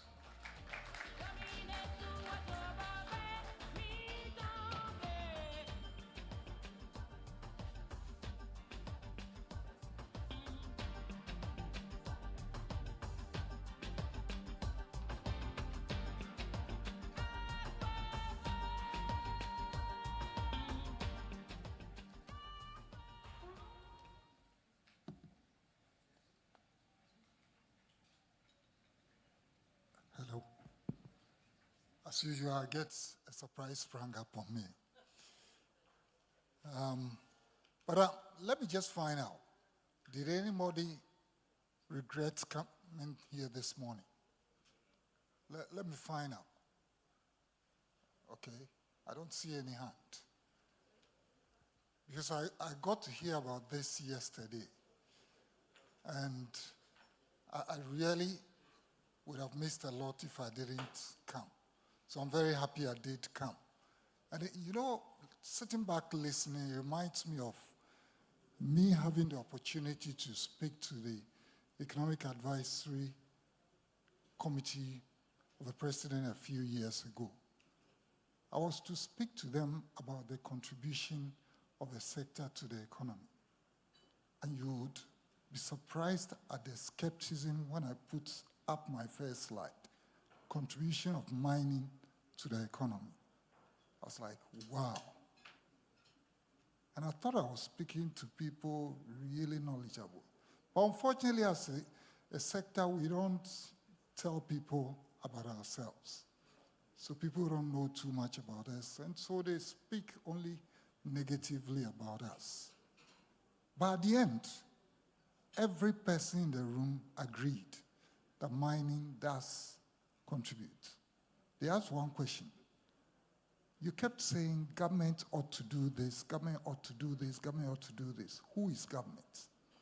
So I had to explain the various dimensions of government I was referencing. So as I sat back, that's what came to mind today.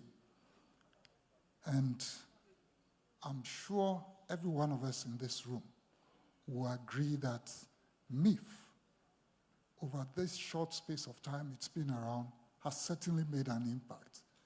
Even those of us who were skeptical will agree that they've certainly made an impact.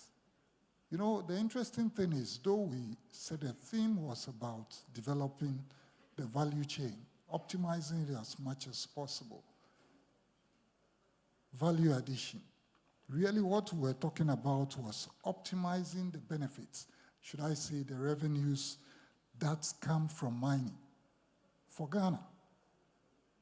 Ghana today and Ghana tomorrow. Because if it's just about Ghana today, we have a problem. So it must be the current generation as well as the generation in the future. Because like it or not, the minerals we're talking about today, tomorrow will not be there. I keep telling people we brag about Ghana being the top producing gold producer in Africa. And I tell them, just look back a little bit. A few years ago, when South Africa was South Africa in gold production, you wouldn't even think about Ghana. But today, look at where South Africa is. With time, that's what's going to happen to us. We won't have a choice. Then what? How would he have contributed to us? We need to remember that. But I'm so happy that MIIF was put in place to start with. And again, it's been worthwhile putting it in place. Over a short term, we'll all agree, and I had two things. And I think it was Adam who made a statement, that it has done tremendously well in bringing to the fore, that is to the public domain, what revenues, particularly royalties, flow to government. Sometimes we forget about dividends. They are not that much, but they are important nonetheless. And more importantly, that they are not just being dropped into the big pots, the consolidated fund. Prior to MIIF, these funds went into that big pot. Nobody knew what happened to them, what they were used for. Actually, none of us know. But now at least we know we're putting it away, investing it, and some of it would stay to benefit tomorrow's generation. So clearly, MIIF has been worth it, and we all agree here. So let me ask the question that was asked me then. Can more be done? I'm sure we all can agree that a lot more can be done. But then the question is, why? If we leave the status quo, we have identified certain risks which could completely derail the way we've gone. And so what can we do to ensure that that doesn't get to happen? Let me tell you what I put out. The first one is, I'm not sure if last year we did put together a communique from this meeting, which we shared with the relevant people. I think it's going to be so critical that we put together a communique and forward to government. I understand what public servants go through. There are things you can't tell your boss. But within a framework like this, multi-stakeholders, we can say a lot and be very blunt. So I think it's going to be so critical that we put together a communique per this meeting and forward it to government. But not just forward it to government quietly. Let's all of us have copies so that we'll know what was said in there. Then the second thing I'll ask all of us to do as stakeholders is to commit to, whether CSOs, industry players, or whatever, to talk about it, to spread the word, lobby for what we agree to do within the framework of the communique. And I'm sure he'll do a lot more than just Nana taking it up and giving it, or maybe the chairman or the board of MIIF taking it up. If all of us as stakeholders will push for what we have agreed and will be incorporated in there, I'm sure we'll achieve a lot. But one of the risks we identify, which I think is very important to address, is they've suggested ways they're trying to manage what I call the discretionary or administrative dimensions. Yes, they are doing a lot, and I think one of the panelists highlighted the fact that the current management may be willing to work to get things to be done properly. But we can't guarantee that, certainly. We need to be sure that we consolidate these arrangements. Notably, there was a reference to the dividend policy, which hopefully will address the matter of how much of these funds we're talking about gets to go to government for spending today, maybe addressing current instabilities. But a sovereign wealth fund is necessarily meant to address long-term instabilities as well. If we don't address it, we might end up spending all the money. I agree that we need to take care of today's generation to even be able to take care of tomorrow's generation. But we cannot focus on today's generation to the exclusion of tomorrow's generation. So it's important that we get these to be consolidated, to be solidified in legal requirements. So I think it's a very, very key aspect of what we need to do, the amendment, to ensure that we streamline these matters, which are currently more administratively done than a requirement of law. Not to leave it to anybody's discretion, whether it is government, party person, board, or management of MIIF, but rather put it in legislation which will, I believe, insulate MIIF from manipulation, inordinate manipulation. But also, very importantly, hold whoever is in charge of MIIF responsible and accountable for managing these resources well. I guess if we can get to do this, then we would have achieved our goal of ensuring that these funds, which now we can identify because it is segregated from the big pots, will get to be managed properly and ultimately would have achieved our goal of optimizing the revenues that come to government from mining. So I guess in closing, these are the closing remarks I want to make. That if we can do that, I'm sure this would not have been a waste of our time.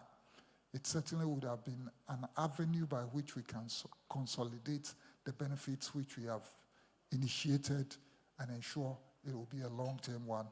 And as MIIF has indicated to us, in years to come, we can rub shoulders with any sovereign fund that exists. And that should be our goal. Thank you so much.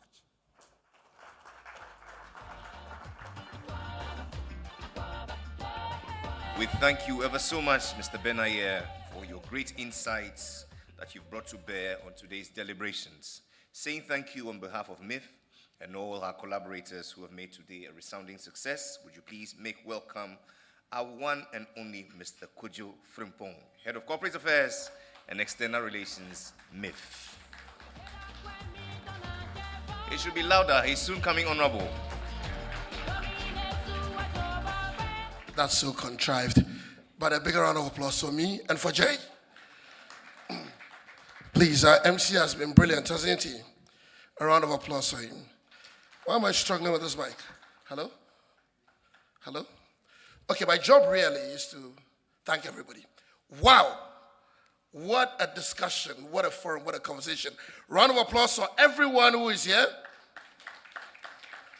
You see, these conversations are important. We keep talking about growing the pie, like Fred Atakuma said, and we should make a deliberate attempt to do it. So once this forum produces these kinds of conversations, we should be really happy about it. So thanks to the panelists. Didn't they do a great job? Didn't they do a great job? How do we show the great job? How do we show it? If this was church, we say, Nami Shirao. So let's give them a round of applause. A thunder. Is it because we are hungry? A thunderous round of applause. You know, I'm sure Ghana can get to the top of the world. I'm really sure that from these conversations, we can begin to elevate and anticipate and aspire. If you don't believe me, just look at Kente. Kente is everywhere now. And it is from these conversations that we can really get to the top. So I want to thank the panelists. David Ofosu-Dorte, that was a brilliant presentation. Second time speaking, the insights are invaluable. Please, a round of applause for David Ofosu-Dorte as well, partner Abi and David. And all the speakers and questioners, you've been brilliant. Michael Ansah, Giadek. Oh, Giadek is gone. A round of applause for Michael Ansah. You know, they've done something incredible there at Giadek, and everybody has to get the knowledge of what has happened there and see how we can incorporate it into our daily. Kwame Adokofo and all the people who came from the mines. I'm so happy I want to speak different languages like grazi, gracias, aseda, medamase, namin shamo. And then finally,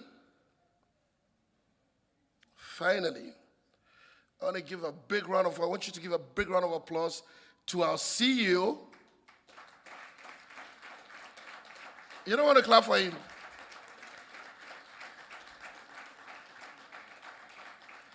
I work with this guy, and I can tell you, a long time ago when I was reading these Nigerian books, I read the word indefatigable.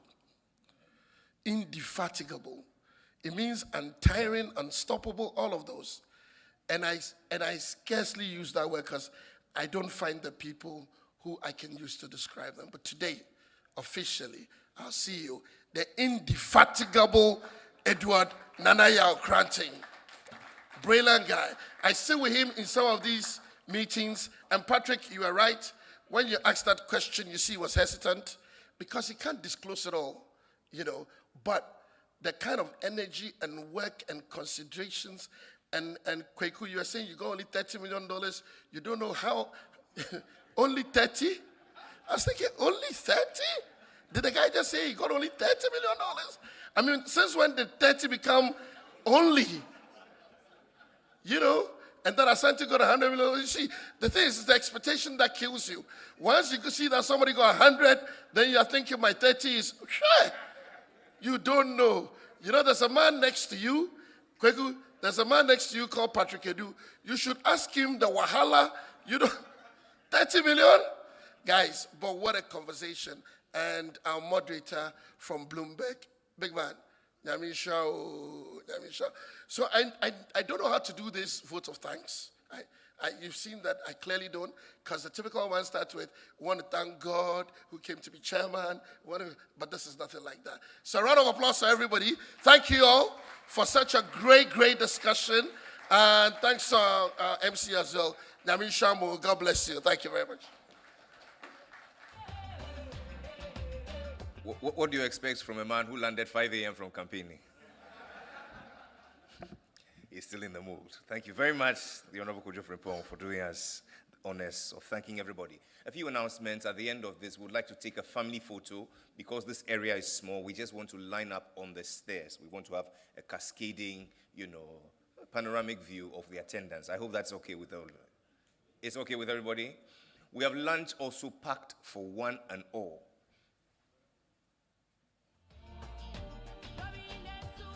We have lunch packed for everybody except your church is fasting. That one, I'll take it.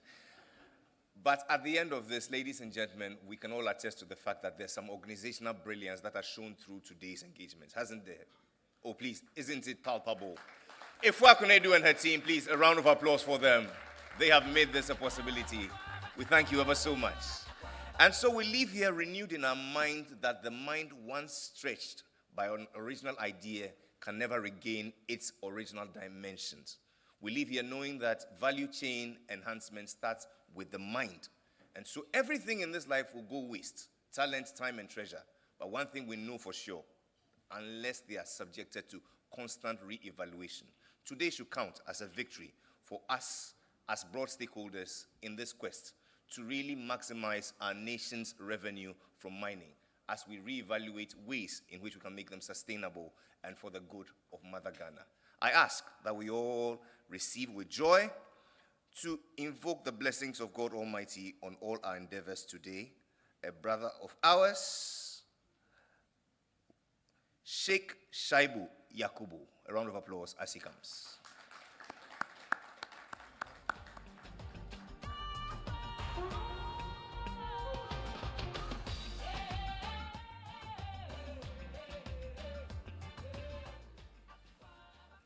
Good afternoon, ladies and gentlemen.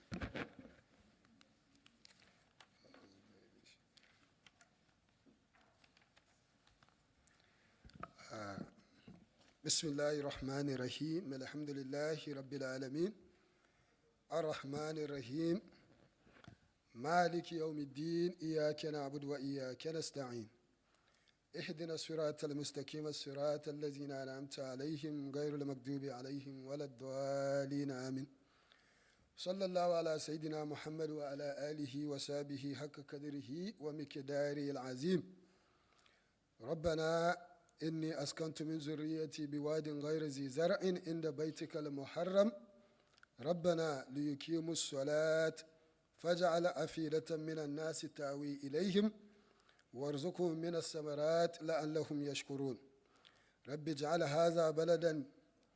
اجعل بلدنا هذا غانا آمنا مطمئنا وارزق أهله من الثمرات. In the name of Allah, the Beneficent, the Merciful.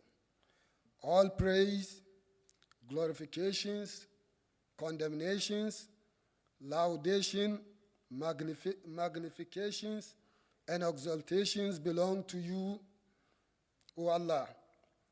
O Ya Allah, you are the Lord Creator, Originator, and Sustainer of the whole universe.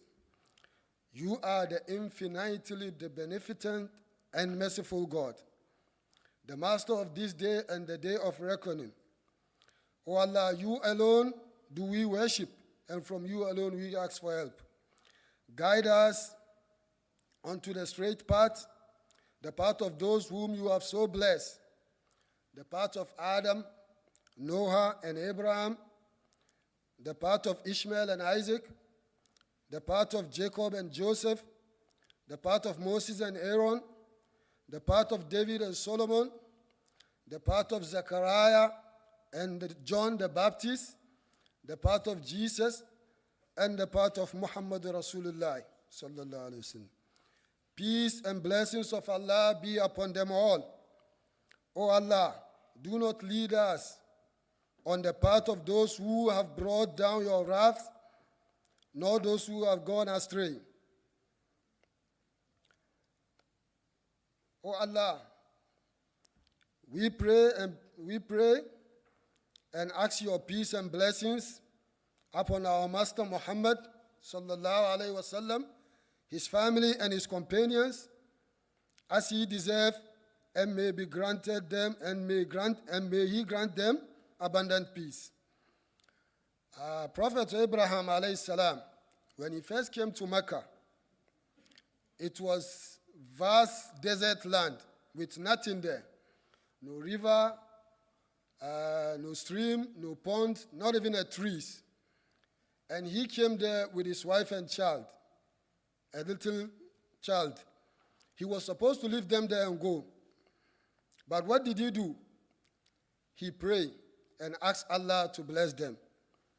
And in that prayers has been mentioned in the Holy Quran, chapter 14, verse 37, and I quote, "O Lord, indeed I have settled some of my descendants in an uncultivated valley near your sacred house, O our Lord, that they may establish prayer, so make some of the people inclined toward them and provide for them from the fruit of that may be grateful." And today, I think we all know the benefit that prayers bring to the people of Mecca. In that regard, we also asking Allah, and we are grateful to our Lord, and humbly asking to make our country, Ghana, great and strong, safe and secure, and provide its people with abundant fruit, health, wealth, and prosperity. Oh Allah, please be in our midst as we come together to this program to lift up our country and our leaders, especially the MIIF leaders, from the CEO to the members of his board and all the executive members. Please protect our country from the division that challenge our ability to live lives pleasing to you, especially this year, before, during, and after the election. O Allah, we are here to stand in the gap for our land before you. We confess our sin and putting our own will above yours, which we have laid out in your word. Forgive us, for as we are your humble servants, purify our hearts. We pray for national revival and spiritual healing. Please heal our land. Make her the greatest and strongest, and make her most glorious days ahead, and bestow upon her an abundance of wealth and prosperity. We pray for your peace and blessing to be poured out upon our nation according to your mercy. O Allah, unite our nation around the principles of justice, peace, and love. Put peace and love in our hearts for the diversity that makes our nation so beautiful. We pray for our nation to remain tolerant and loving, remove prejudice from our hearts, and allow us to love our brothers and sisters in humanity. Glory be to your Lord, the Lord of might, above what they describe, and peace be upon those sent, and praise be to Allah, the Lord of the world. Amin. Subhana rabbika rabbil izzati amma yasifun, wassalamun ala al-mursalin, walhamdulillahi rabbil alamin. Sallu ala nabi kareem. And we all say, Ameen. Alhamdulillah. And so happy to have met, sad to part, but hope to meet again when we can count tangibly the dividends that have accrued from these deliberations. My name is Jerry Ajololo. On behalf of MIIF, I'd like to thank you all for coming. We shall all make our way to the staircase where we shall take one big family photo, and then we shall call it a day. Thank you. Photographers, please position at the base of the stairs. We'll all take one.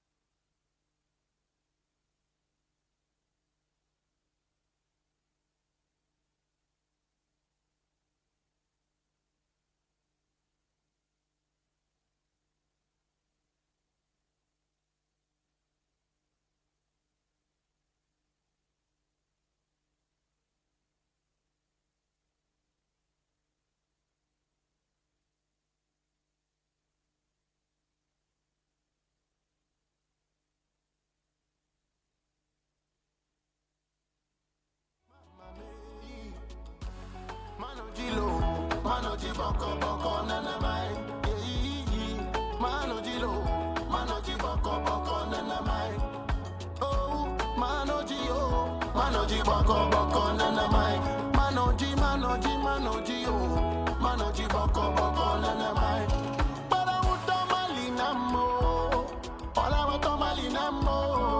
Amakagbo yige mala, koklo wayero hoga kablele goto. Deka kwe, mano tutum. Yeah, mano bubum. Yeah, ajabana aleke gbegba one day yoga. Aleke gbegba usasa, mabare one day yoga. Yata manoji boko nana mai. Manoji boko nana mai.